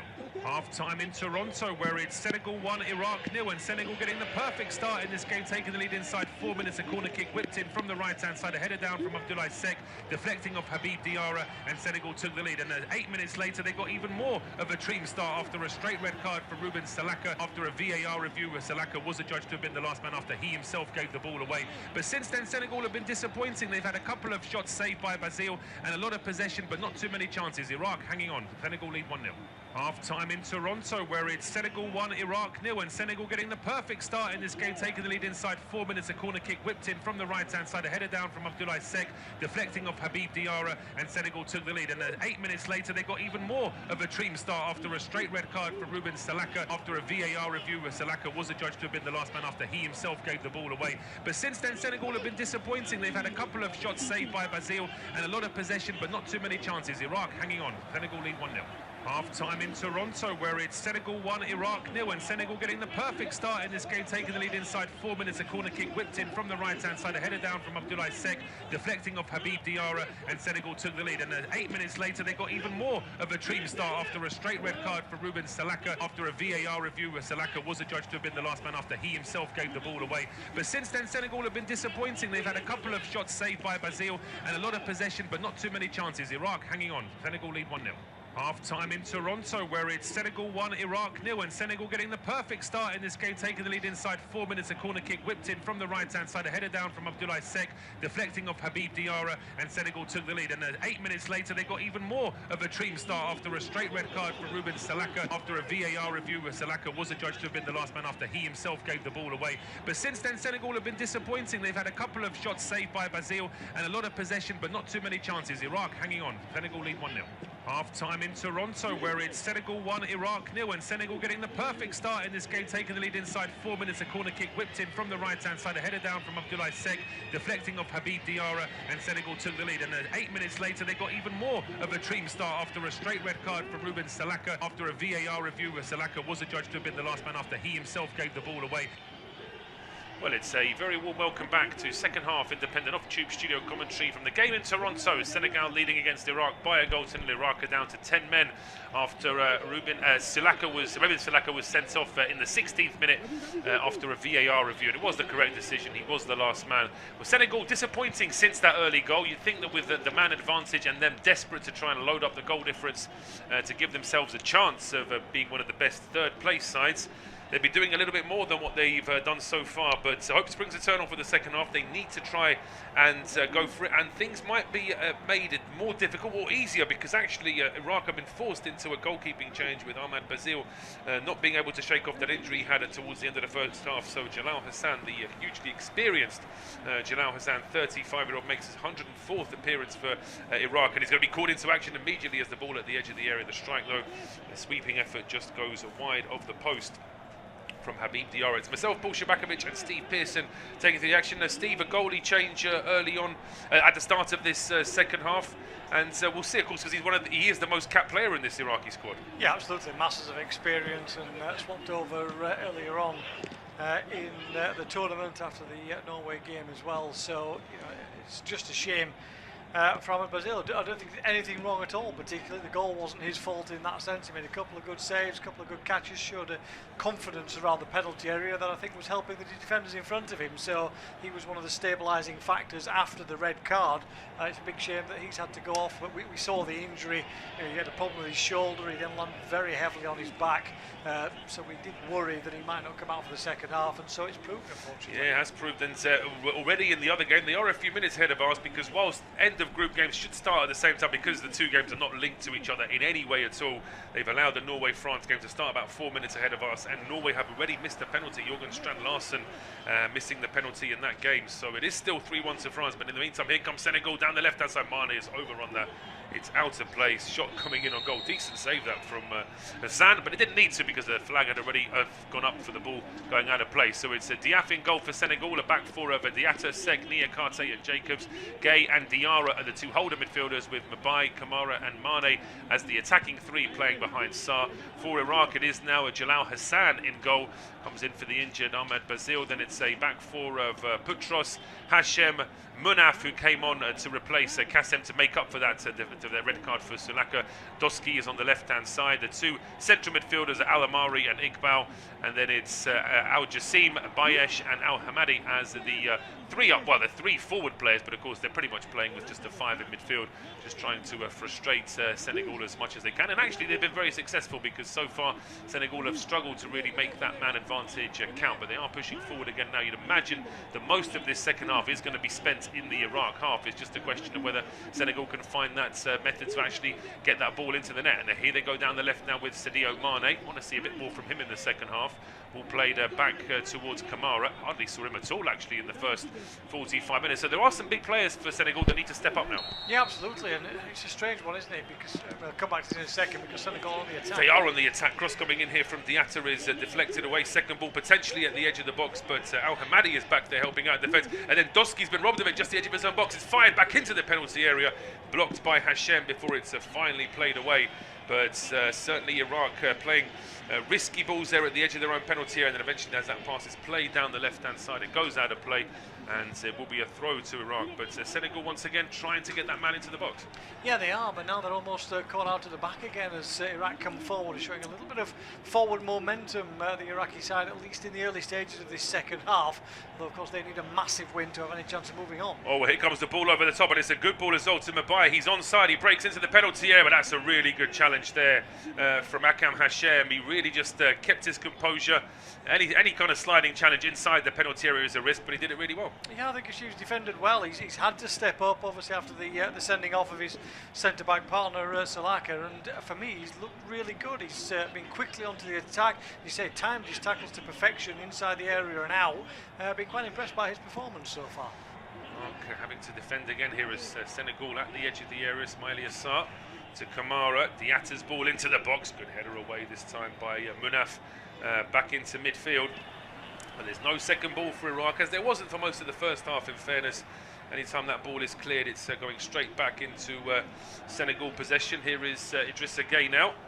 Just playing this one square towards Abdoulaye Sek. He's now heading forward towards the penalty area. Sek, just a short ball in towards Ismail Assar. Square to Idrissa Gueye, down towards the left-hand side here now for Ismail Jacobs. So getting that ball ball into the box, but it's now back with Idrissa Gueye just at the edge of the D, trying to thread a pass through towards Mane. Just too many Iraqi bodies in the way there, and it's played back towards Doski under a bit of pressure, then going back towards Hassan, whose clearance is below par to say the least. It's straight into possession, into the penalty area, but the ball is cleared. Well, the goalkeeper's got to take the blame for that. He basically just pinged the ball 20 yards out from his own box straight to an opposition player. Yeah, first time we've seen Joel Hassan actually have possession of the ball at his feet, and terrible ball forward. He's looking down that left-hand side to find the spare player, and Mane with the ball into the area. Yes, okay, it's coming round defenders, making the sideline difficult for Sadio Mane, but I expect better. I expect that one to be at least forcing the goalkeeper into a save, and on that occasion it wasn't. As we see the third place rankings come up again, and what's interesting is, you know, Senegal, they can get to a 3-0 victory in this one, they will jump up another 2 places above Croatia and South Korea. Now South Korea are finished, they've done their tournament. Croatia accepting they've still got a game to play, but you look at it, Cape Verde, Belgium and DR Congo could all go above Senegal with victories in their final games, so there's no guarantee that this 7th position as they stand at the moment, Algeria in 8th still to play as well their 3rd game. There's a number of sides at the moment that can jump above this Senegal side, so 3-0 looks like the minimum for me. 3-0, they've got to try and aim for that at least, and here they go again now with Mbaye down the right-hand side, a cross coming in, the header comes off the top of Ismail Assar, then the second ball is nodded out in the end. The final touch does come off Ismail Jacobs, so it is out for a goal kick. But yeah, Senegal, they don't want to be in a position where this game ends with a 1 or 2-0 scoreline and they end up going out on goal difference when the chance was there to actually really get the goals in this evening. Yeah, you know, there's been plenty of more possession in this second half. They've started off a little bit the second half like they started the first. It wasn't full-on intensity from the Senegal side. It was a decent press. They're stopping Iraq really from getting to the halfway line. As I say that, they give the ball away cheaply and off go Iraq in the opposite direction. Well, here's Al-Hamadi now heading towards the edge of the penalty area. The ball is nodded out, and that's the other thing as well. If they're only 1-0 up, there's always a loose ball, a quick ball over the top, and suddenly they could be level in this game. And Iraq now have taken the throw on quickly, and it's a strike coming in from an angle there on the left-hand side. A curling effort from Ali Jassim. We weren't too impressed with his set pieces in the first half, but that was actually a decent effort from open play. That's a really good clearance though from Diaf, and suddenly it's Senegal back on the attack now with Mbaye towards Diar, and Diar's pass splits his 2 teammates on that left-hand side, goes right in between. And in fact, I'll credit the right player with the criticism. There's actually Lamine Camara playing that ball out towards the left-hand side. Yeah, Papa Thiaw is looking a little frustrated, and not surprisingly he's going to his bench. I think he's seen enough after 8 minutes of this second half. The former Senegal striker is going to try and make a change to get his side back on the front foot, I think, here, because again, although they've looked stronger, they need something new. It just looks a little bit lacking, a little bit slow for the Senegal side in possession. It is, absolutely. There's just something missing there, and they are getting ready to bring on Pape Gueye as well in the next few minutes. I'm going to see him coming onto the field, the Villarreal midfielder. Whether that's going to be for Lamine Camara, I think it might be, because Camara playing in that number 10 role has been quite disappointing this evening. But now Iraq have given the ball away, and all of a sudden there's a chance now for Habib Diarra. Great run from him, rolls it into Ismail Assar. Ismail Assar straight at the goalkeeper. It's a tame effort really from Ismail Assar. He just guided that ball straight down the middle of the goal. It's an easy parry really for Hassan. Loose ball been recycled in by Senegal in midfield, but Mbaye's ball doesn't quite get through towards Diatta. And Al-Hamadi now dropping a little bit deeper. That was better though from Senegal in terms of the build-up, but the effort's still far too easy. Yeah, as you say, he didn't get the power on it, did he? Didn't get the angle right, really. I mean, it's a decent stop from Hassan, but you expect at this level to be able to make that pretty comfortably, and he did. And from a Senegal point of view, again, first time they've had space in this second half around the edge of the area to actually get a strike in, though. So at least there's a chance that's come for this Senegal side in this second period. They're on the attack now again down the right-hand side. Our Iraq ball coming in to cross. It's far too easy for Maurice Diaf in the end. Just a bit too much space at the edge of the area there for Zidane Iqbal, but it's just a floated ball in the end. And here come Senegal again now. 55 minutes on the clock on official independent off-tube studio commentary from World Cup 2026. Game in Toronto. Senegal leading against Iraq by a goal to 0 in the other game in this group. No change. It is still France leading against Norway by 3 goals to 1. Norway have missed a penalty in the second half, could have reduced the arrears. And speaking to our colleagues at the break, they actually said that Norway missed a couple of decent chances as well. But here come Senegal. They've not missed decent chances, they've not created them, but they're trying to now with Mane down the left-hand side, just floats a ball across the 6-yard box. Nobody within range of that, and Iraq are now able to clear their lines, but the ball played back towards the edge of the area. And here is Kamara, tight angle, plays it across. Oh, and it's into the back of the net. Senegal have their second goal. And as I say, it's a scrappy one in the end, but they will not care one jot. They finally got their second goal, and they now need a few more. Yeah, Ismaila Sarr getting the final touch, I think, as the ball came back across into the penalty area. But that was better. First bit of energy, won back the ball high up, raced into the penalty area with some pace from Kamara into that little space down the left-hand side. Did really well to pull it back. Looked like he might be running out of real estate in terms of the penalty area. But look again, it's poor play from Iraq around the edge of the area. But Kamara quickly onto it, did really well to pull it back. And Ismaila Sarr, you know, I've praised Hashim in terms of his play so far, but he was slow to react on that occasion. Sarr was much quicker across the front of him. You see it there, both of them are in there. Sarr wants to get to the ball. Hashim's kind of waiting for it to come to him to be able to clear it away. And in the end, it's good striking finish, good sharp play. Yeah, it is. Fox in the box there from Ismaila Sarr. I just wonder whether or not the goalkeeper Hassan maybe committed a bit too early, diving across that near post. I mean, he was always going to have to try and close the angle down a little bit, but I just think maybe he did that a little bit too quickly, and it just allowed for that ball to be played across that little bit easier. But yeah, from Senegal's point of view, they've stuck to their task. They've still been a little bit lethargic for my liking, but they're making some changes here now. We saw that Iraq were getting ready to make changes, but we can see that looks like Everton's Ndoye is going to be on the field. As you said, Gay, one of them, in fact, 3 changes. Bayi, Diarra and Kamara are the three rather, who have gone off. And then Dai, Gay and Jackson are the 3 that will come on in their place. So all quite attacking changes from Senegal. Not surprisingly, more goals needed, so at least one more you would think is the minimum in terms of that, as Iraq are going to make changes as well here. Al-Shawi is the first one who's going to come on. Jassim and Al-Hamadi are the 2 who were going off, and Ahmed Magnazi and Ali Youssef are the 2 who have come up on our screen. So they will be the 2 changes now for Iraq as we reach the 58-minute mark. 58-minute mark, and yeah, when Steve made the point about Abdoulaye Seck, the big, stocky Senegalese defender, on a yellow card as well, and perhaps it's no surprise that he's making his way off the field because he's not been moving around comfortably at all. No, we thought, said just before half-time, didn't we, that he was holding the base of his back, and as you say, having picked up a yellow card as well, gets a big hug from Papetiao as he comes off. Assis will come on his place, wearing the number 6 for Senegal. Sensible change, I think, there, although why he was delayed compared to the other substitutions, I'm not quite sure, because obviously that's quite a lot of subs now that have been made all in one go by Senegal. It is, yeah. I just wonder whether or not Abdoulaye Seck was screaming at his bench saying, hang on, well, what about me? I can't be staying on the field for much longer. But Senegal won the ball back and they go for goal! What a hit that is! What a hit that is, and that is an absolute beauty. Straight off the bench and into the back of the net. Absolutely superb.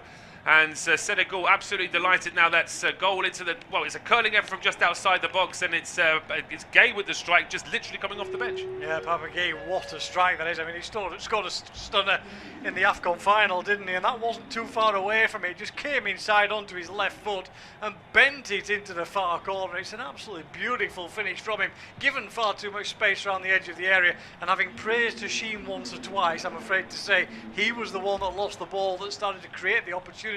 But as soon as Gay got it, just got himself into a little bit of room, came onto his left foot, looked for a second like he might have overrun it a little, but once he whips that left foot around it, perfectly placed into the far corner. No chance at all for Jalal Hassan to get across on that occasion. He got 2 defenders, maybe 3 defenders shepherding his view as well, the goalkeeper, which didn't really help him, but the shot nestled into that side netting inside the goal.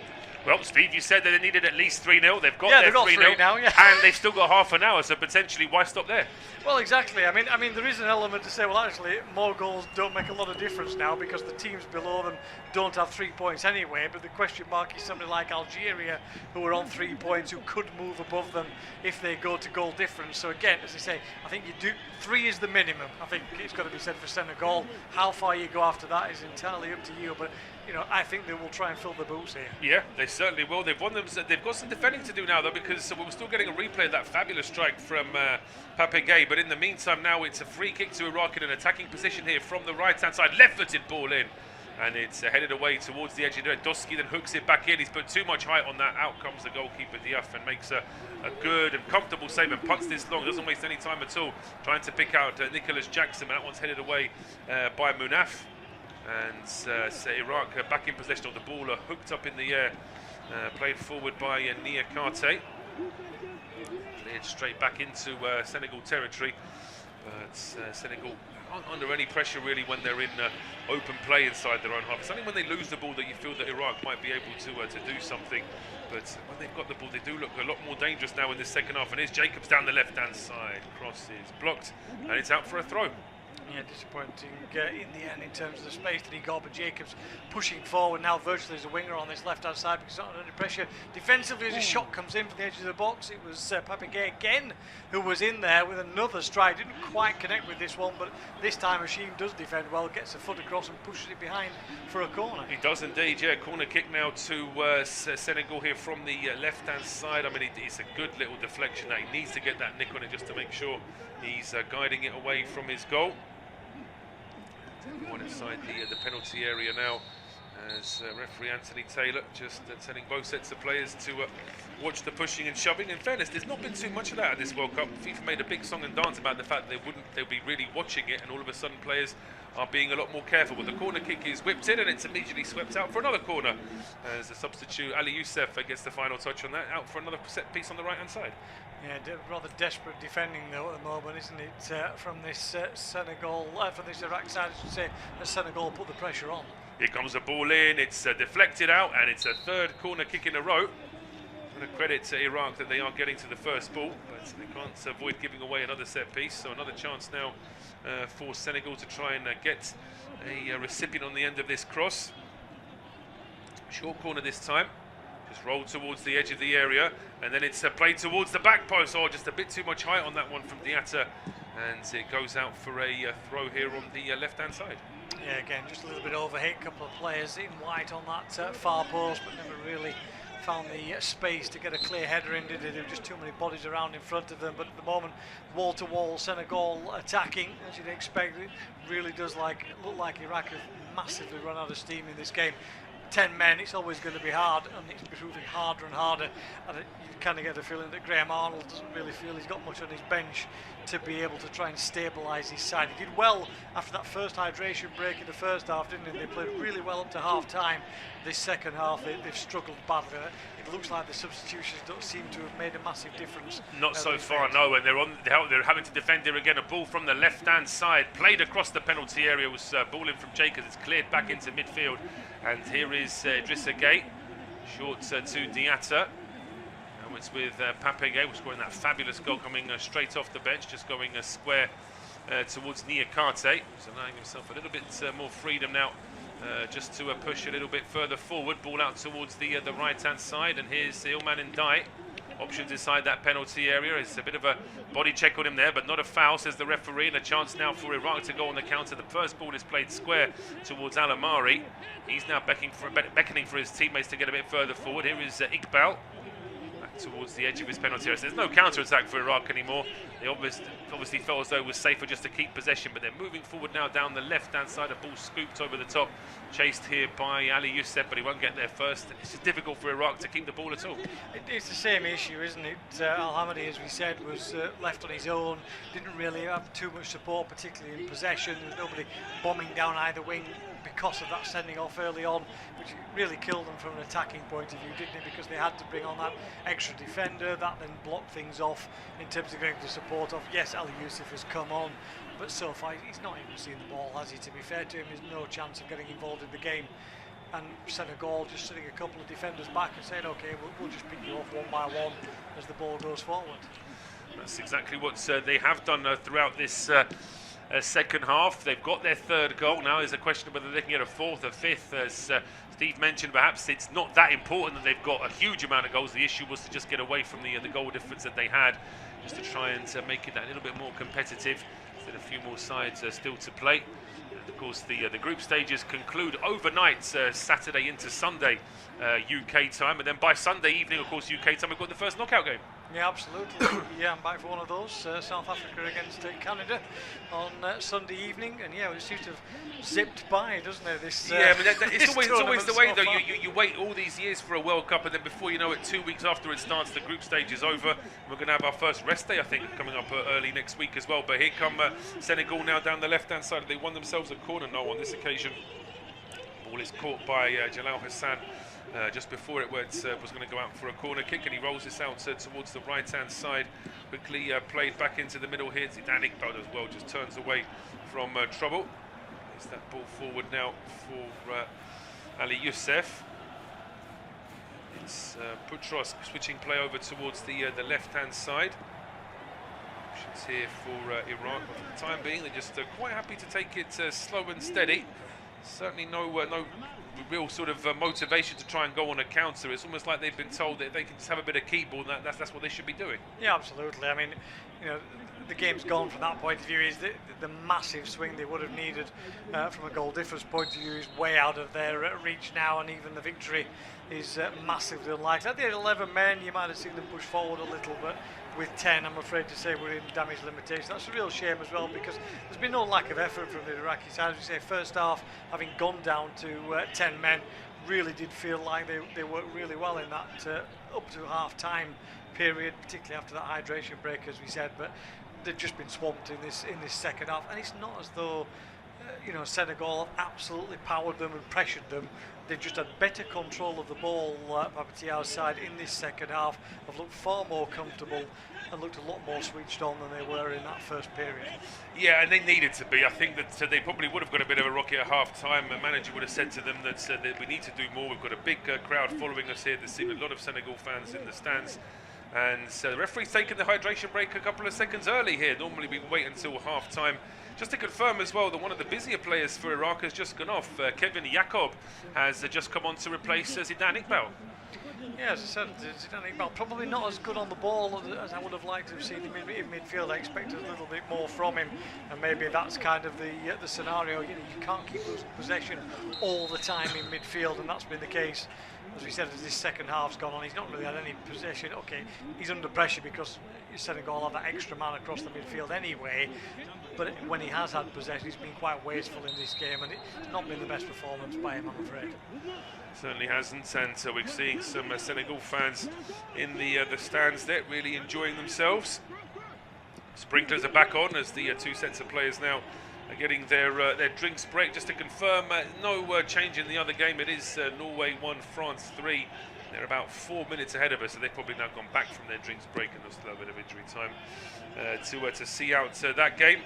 France are going to win the group, which I think most people would have expected, and they're going to be one of the favourites, Steve, aren't they? The way they've been playing in this tournament so far, they're certainly showing that. Well, they were pre-tournament favourites in the first place, weren't they? And I've seen nothing to change that so far. I mean, I've got to say, I've not been fantastically impressed by any side.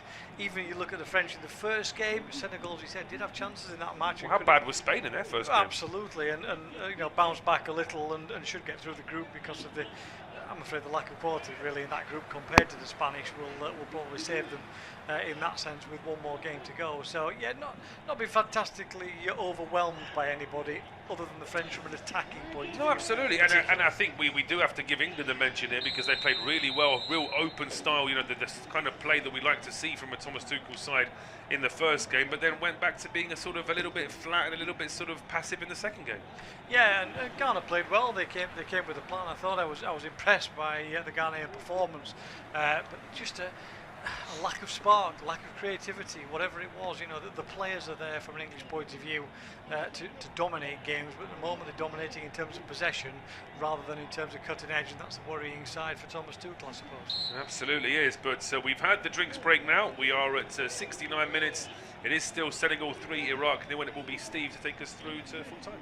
Yeah, thanks, Paul. As you say, 20 minutes to go. Anthony Tilder a little early with the drinks break, so I hope the man with his finger on the button for the advert breaks was ready. Hydration break, sorry, obviously. Free kick to Iraq, midway inside their own half. As Hashim as I said, as soon as I said he'd had a good game, he dropped a couple of clangers really around the penalty area to help Senegal towards their 2 goals. It wasn't the one that gave the ball away for the second. To be fair to him, it was mistakes in front. Zidane Iqbal was the man who lost possession for that second goal. That might have been another reason that he has now been taken off the field. Here comes Senegal again. That will be a free kick though in midfield. Anthony Taylor on the spot to give the foul. It will be a free kick to Senegal just inside the Iraq half. So with 3 goals, they now jump up a couple of places in that top 8 for qualification in 3rd place, above Croatia and South Korea. Croatia, as we said, still 1 match to go tomorrow night, of course, when they play in England's group against Ghana, against Panama. Both those games available on this service. As the ball into the penalty area again, will turn inside the box as Jacobs pulls it back across towards the far post. He's headed back to a central position. Oh, and it's smashed into the top corner again. Papa Gay is really enjoying his afternoon, having come off the bench. He bent one in from 20 yards into the top corner, and this time the ball drops to him on the edge of the box, and he thunders a shot into the top corner to make it Senegal 4, Iraq 0. Yeah, he's on a hat-trick now, Gay, and what was interesting was that he celebrated the goal briefly, but then he said, no, come on, get the ball out the net. They want more here, Senegal. They can see that Iraq are really on the ropes. It's a really good finish when that ball is headed back to him. Really smashes that one into the corner. It's got an absolute wonder of a left foot there, and that is a superb drive. Almost slices it, but slices it with a fair amount of control.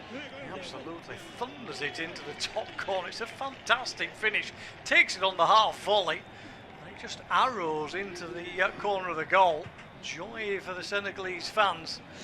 And that goal now puts them 3 goals clear of Algeria, who are another one of the sides who could go above them with at least a point in that sense. But Algeria well clear of that scenario in 8th. Senegal now in 5th place of the 3rd place teams. You see a couple of places above Croatia as Iraq finally get a ball forward downfield.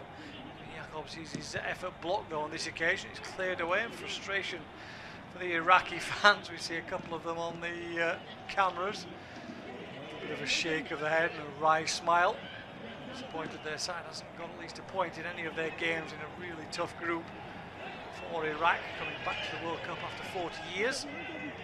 The foul here is given away by Iraq with a challenge on Sadio Mane, who slowly gets back to his feet. Tap on the back of the referee as well as the 2 of them exchange a little discussion as Mane gets back to his feet. No question it was a foul, but no further action by Anthony Taylor. The red card after a VAR check in the first half.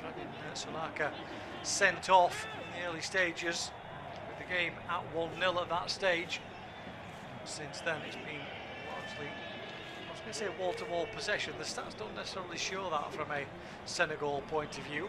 They did have quite a bit of possession, but it was all in their own half. It was, but they almost don't need the ball, Steve. I think the way that Senegal, they've picked off some loose possession from Iraq, they've been a bit more direct, and now here they go again with Mane. Yeah, Mane, lovely control from him, rolls the ball onto the edge of the box, shot comes in, it's blocked. Gay was there again.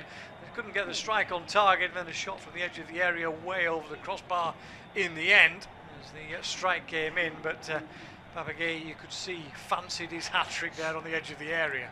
He really did. I mean, the first effort was well blocked in the end. There was a line of Iraqi players. The second one is always rising. But with 16 minutes plus a fair amount of injury time to play, I would be very surprised if this game finishes 4. I think Senegal have got a chance to get another 2 here. Absolutely. And if Younis it was who made a really good block just outside his 6-yard box and blocked the ball away. So of the teams on 3 points, Senegal the highest in the table at the moment, and forward they come again with Sadio Mane. Chips the ball towards the far post. Oh, it's come back off the post. Looked all ends up like that was going to nestle in the far corner, but it rattles the inside of the upright and comes back with Jalal Hassan, a spectator watching the ball drift towards his far corner, but somehow it rattles the woodwork, and off we go again with Iraq in possession up towards the halfway line. They might battle their way out of their own half for once in this second period. Then they lose possession. Papa Gay gives the ball away rather cheaply though, and Iraq driving forward. Not too many green shirts downfield, but at least they're in the attacking third as Bayesh has possession. It's forced back to turn away from goal though, and in the end Senegal have reset themselves inside their own half. Ball worked out on this right-hand side. Might be a little bit of space for Putros to put a ball into the area, but it's too far really. Easily tidied up over on that far side by Senegal, and they'll just drop the ball into the feet of Idrissa Gueye, who's hardly had to have the ball at all over the last 20 minutes. There's a foul inside the centre circle. Referee Anthony Taylor pulls out his yellow card though to give the free kick and the foul. Alamari is the man who is pulled up for the yellow card. No great surprise, it was not the best challenge. That was a tired challenge in midfield. Yes, it was. He was. He's had a long afternoon. Long afternoon on Alamari. When you think that he's trying to keep this Senegalese midfield at bay, and with Iraq down to 10 men since the 16th minute has made it very difficult. And Alamari would miss the next match if Iraq were going to have another match. Yep, doesn't look likely though, I'm afraid to say, from their point of view. Senegal cruising through this one, making their potential move into the knockout stages look more likely as they come forward again. Corner of the penalty area, white shirts with plenty of spaces. Gueye again on the edge of the box. This time he rolls it out towards Mane on the left-hand side of the penalty area. Steps back inside looking for the shot, can't find it, has to go back out again. Whips the ball in though across the area. Sarr gets his foot to it. His attempted shot on the turn is blocked. It's cleared away out of the penalty area, but straight back into the possession of Senegal. They work it out on that right-hand side again. Idrissa Gueye though just turns the pace down. No need to overexert at the moment with a 4-0 lead. So he has it again though. Looks downfield, nowhere to go. Just rolls the ball square. A bit of room perhaps over on this left-hand side. Brett Jacobs has come forward to roll the ball down the left wing. He'll win it back again on this left, comes back inside though. It's all rather congested in there, plenty of green shirts around to block out the Senegalese all in white. Here comes Papagay again. Just possession, it's training ground stuff now really from the AFCON finalists. Again to the edge of the penalty area. Nicholas Jackson tries to roll the ball into the box. It's blocked out, but it's won straight back by Senegal again. Finally cleared up towards the halfway line by Iraq, but again challengers come in very quickly from Senegal, and off they go down the left-hand side to Mane. Tries to step inside the defender. This time the block comes in. It's out of play for a throw-in as Franz Putros gets across and makes the challenge. But at the moment, Mane is just getting lots and lots of possession. We see a replay again. How that doesn't nestle in the far corner, that little chipped ball towards the far post, and there was almost a chance from Jai at the far post had it been further out. If that had just slightly less elevation on it, I think Jai might have been able to actually just pop that into the net himself, but in the end the ball deflected away, and here come Senegal again now with the Jai down the right hand side.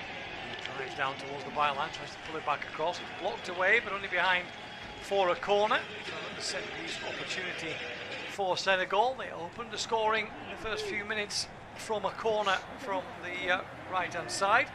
They'll look to do the same again. The rather disconsolate Graham Arnold on the sideline shakes his head. It's always going to be a tough battle for the Australian coach. Took Australia to the last 16 2022 World Cup. Ball chipped in with a short corner. Header comes in straight into the hands of the goalkeeper Jalal Hassan on this occasion. Rolls the ball out. They'll try and quickly get forward. One clearance downfield. Ali Youssef will chase it, but Jacobs across to tidy up. And the ball back into the penalty area. All looking a little more comfortable again for Senegal. There's no real attacking threat from Iraq, is there, in the latter stages? No, there isn't. They had a bit of a spring in their step despite being down to 10 men in the first half. That's completely been extinguished now. You just feel that it's down to Senegal to maintain all the sort of tempo in this game, and it's a question of whether or not Iraq can hold off to before they concede again, because here comes Senegal at the edge of the area. A little bit of space for Jackson to strike in. Jalal Hassan forced into the save, gets across quickly to his right post and pushes that one away. Again, the strike coming in and no cover at all in front of the goalkeeper to try and block off the shot. Far too easy for Senegal. It is too easy. Iraq just have to be careful. They're still in an international tournament. There's still plenty of Iraq fans in the stadium and at home who are expecting a little bit more. So to try and put that effort into to stop this becoming a real rout. But Senegal have taken a short corner. Their set pieces overall this evening have been disappointing. Yeah, they certainly have. Apart from the one that led to the goal, since then it's been pretty poor from Senegal. Here's Jacobs though winning back possession.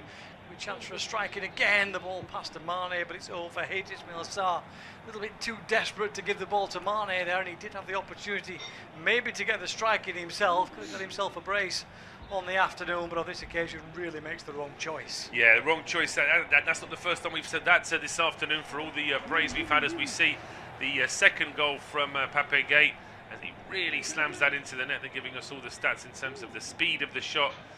It's over 100 kilometers per hour as well, so he really has smashed that one. Yeah, he has. As Sam watches it fly past him, he didn't even bother putting his hands out. As he started to dive, realised he was going to be absolutely nowhere near it, and the ball thunders into the top corner.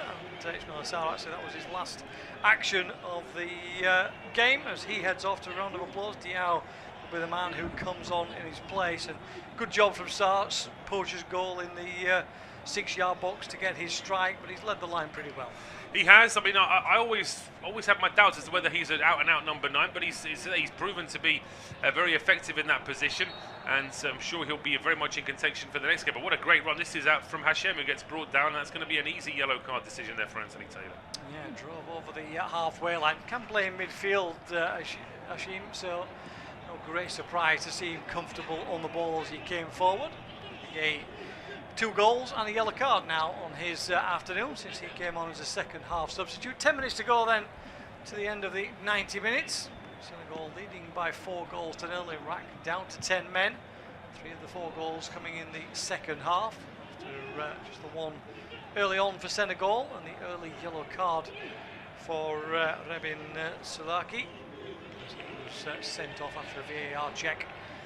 Taylor initially giving a yellow card against the Iraq defender for hauling down Sadio Mane. Was asked to look at the screen from a different angle. It's pretty clear that the covering defender would not have got there in time to prevent a strike on goal, and therefore the chance disappears. The ball forward here. Oh, what a strike from the edge of the penalty area. It's an absolute beauty from Ilman Ndiaye, who said he might have had a chance from the effort from Mane that came back off the post rather than dropping for the Everton man inside the box. Well, he's just waited a few minutes, found some space on the edge of the box, and he too thunders one into the top corner. Senegal 5, Iraq 0. 5-0 now Senegal, and that's the sort of scoreline they would have been hoping for at the start of the game. You can see that Graham Arnold has sunk back into his chair now. He'll be very disappointed with this capitulation from his side of the second half, but they give the ball away in midfield. It's that man again, Pape Gay. He plays it into Ndiaye, and then Ndiaye, I mean, he's basically got a free run of around 20 yards, Steve, where nobody is even trying to close him down. He can look up, where does he want to put it, and then just really, I mean, should the goalkeeper be doing better? I think he should. It's always at his near post. Yeah, it is. I think it's the pace. But it really bends does whip in it as yeah, well, doesn't it? really Yeah, and certainly not an easy one for the goalkeeper, and there was plenty of power on it. It bent in from outside his post. You see a couple of the Iraqi fans, not surprisingly, feeling like they've kind of seen enough, I'm afraid, this evening, which is disappointing. And it will be a bag full of goals, unfortunately, they've conceded. 12 so far across their 3 games. A very, very, very comfortable afternoon in the end for Senegal, who laboured rather heftily in the first half of the game. The second half have been much too bright, much too quick, much too energetic, it's got to be said, for a wilting Iraq side, who yet again forced to defend with 7 minutes of the 90 to go. Ball cleared away only as far as Mane, who picks it up 25 yards from goal, rolls it into a central position. Ndiaye plays it out to Jacobs on this left hand side, tries to lift a ball in left footed, but it's blocked away on this near side of the field by Putros. It will go out of play for a throw in, almost down by the corner flag. Yao was one of the squad members when Senegal reached the quarter-finals back in 2002, taking his side into the knockout stages again. Get there in the last World Cup, and they were beaten by England, of course, in Qatar. Looking for a more positive outcome in this knockout stages, and they will pose a threat to any side, particularly from an attacking point of view, as Jacobs has it again on this left-hand side. Rolls the ball inside, driven forward by Ndiaye, but no space on the edge of the box this time, but still the possession falls with Senegal. Worked out over onto the right, plenty of bodies forward here if they can get the right pass into the area. Iraq now damage limitation defending. There's such a big gap between these two sides in terms of quality, and it's shining through in this second 45 minutes. The ball out of play for another throw, taken quickly by Senegal. For as many goals as they can. They've probably got enough in terms of what they want to be in, getting above everybody in the table. Yes, I mean, if other sides get victories, they're going to go past them anyway. But here comes Mane up towards the byline, pulls it back across, and Hashim puts it behind for a corner.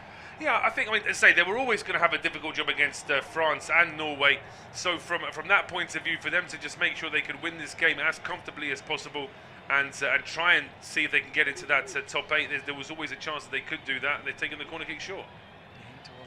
Again keeps the ball in play, drives to the byline, pulls it back across. Mane on the turn, his shot is blocked by Hashim. Baez should be able to clear here. Mane a little slow to get back to his feet, and one of the Iraqi defenders struggling a little as well, but they both seem to be okay. Play continues as Morigiao comes well out of his penalty area to try and get himself involved, at least get his stats up in terms of possession, even though he's not been forced into a save in the whole of the 85 minutes so far. His side have dominated. Best games though for a goalkeeper. Clean sheet and you don't have anything to do. That's my kind of afternoon. It should be the job for every goalkeeper. Although some like to show off, of course. As Jamie picks up possession in the central area. Rolls it out from Idris Gueye. Worked out on that right hand side again as Senegal try and stretch the Iraq defence into wider areas. Real route into the box though, and it's blocked off. It should be cleared by Doski on that left hand side, but he gives the ball away. Really poor pass inside. It's Papagay again around the edge of the area, drops it into Mane, tries to thread a ball through, appeals for a handball on the edge of the penalty area. Antitel not interested. Ball's gone out of play, flicks off a defender and goes out for a corner kick. See the replay again. Defender pulling his arm back across, almost hits his side. I think for me that one, Paul. Yeah, it does. It's not nothing really doing with that one, but Senegal will take the corner kick as a consolation. In fact, they're not going to. It's been given as a goal kick after all. Yeah, it looks like there's been a little VAR check, whisper in the ear for Anthony Taylor. They can check these. As I say, we certainly won't have time to have a full discussion on this one, but why is it that they've decided that they can overrule corners in favour of the defending team, but not the attacking team? Answers on a postcard, please, on that one, I'm afraid to say. It's a strange one, isn't it? It is. I mean, if it's a wrong corner, it doesn't matter really for me which way it is. Well, you know. But I suppose we see that to some extent with the handball rule, where a defender is able to have an accidental handball and a forward is almost not able to, because if there's any kind of handball, the goal's always going to be disallowed, or almost always. Don't get me started on the handball rule, Paul. We've only got 3 minutes yes, left. Yes, that's true. Even with all the added time we're going to get, we wouldn't have time to get through that one, would we? No, it's... All I'll go for is, I just like a deliberate handball. That's all I want to see. And I know that's subjective, and I know that's difficult, etc., etc. But, see a replay again of Iliman Ndiaye's goal. Another one over the 100km/h mark, as it whistled into the corner. Lovely shot for one of the Senegal fans who appears on our cameras from behind the goal as he gets his mobile up and shows the shot coming almost right at him. That'll be a nice video for socials when he gets back to somewhere where he can actually get enough signal to be able to get that out, because it's a packed stadium in Toronto. One or two have left early, I think, to beat the traffic. Maybe one or two of the home supporters. When I say home, obviously I mean the Canadian fans who've enjoyed this game, I'm sure, in terms of the quality of goal scoring in the second half. So one or two seats starting to appear, but Senegal and Iraq fans are staying with it. As for Iraq, I'm afraid to say this is the end of their excursion to this World Cup. For a second World Cup in terms of their qualification, they will find themselves without a win and on 0 points at the end of their group stage.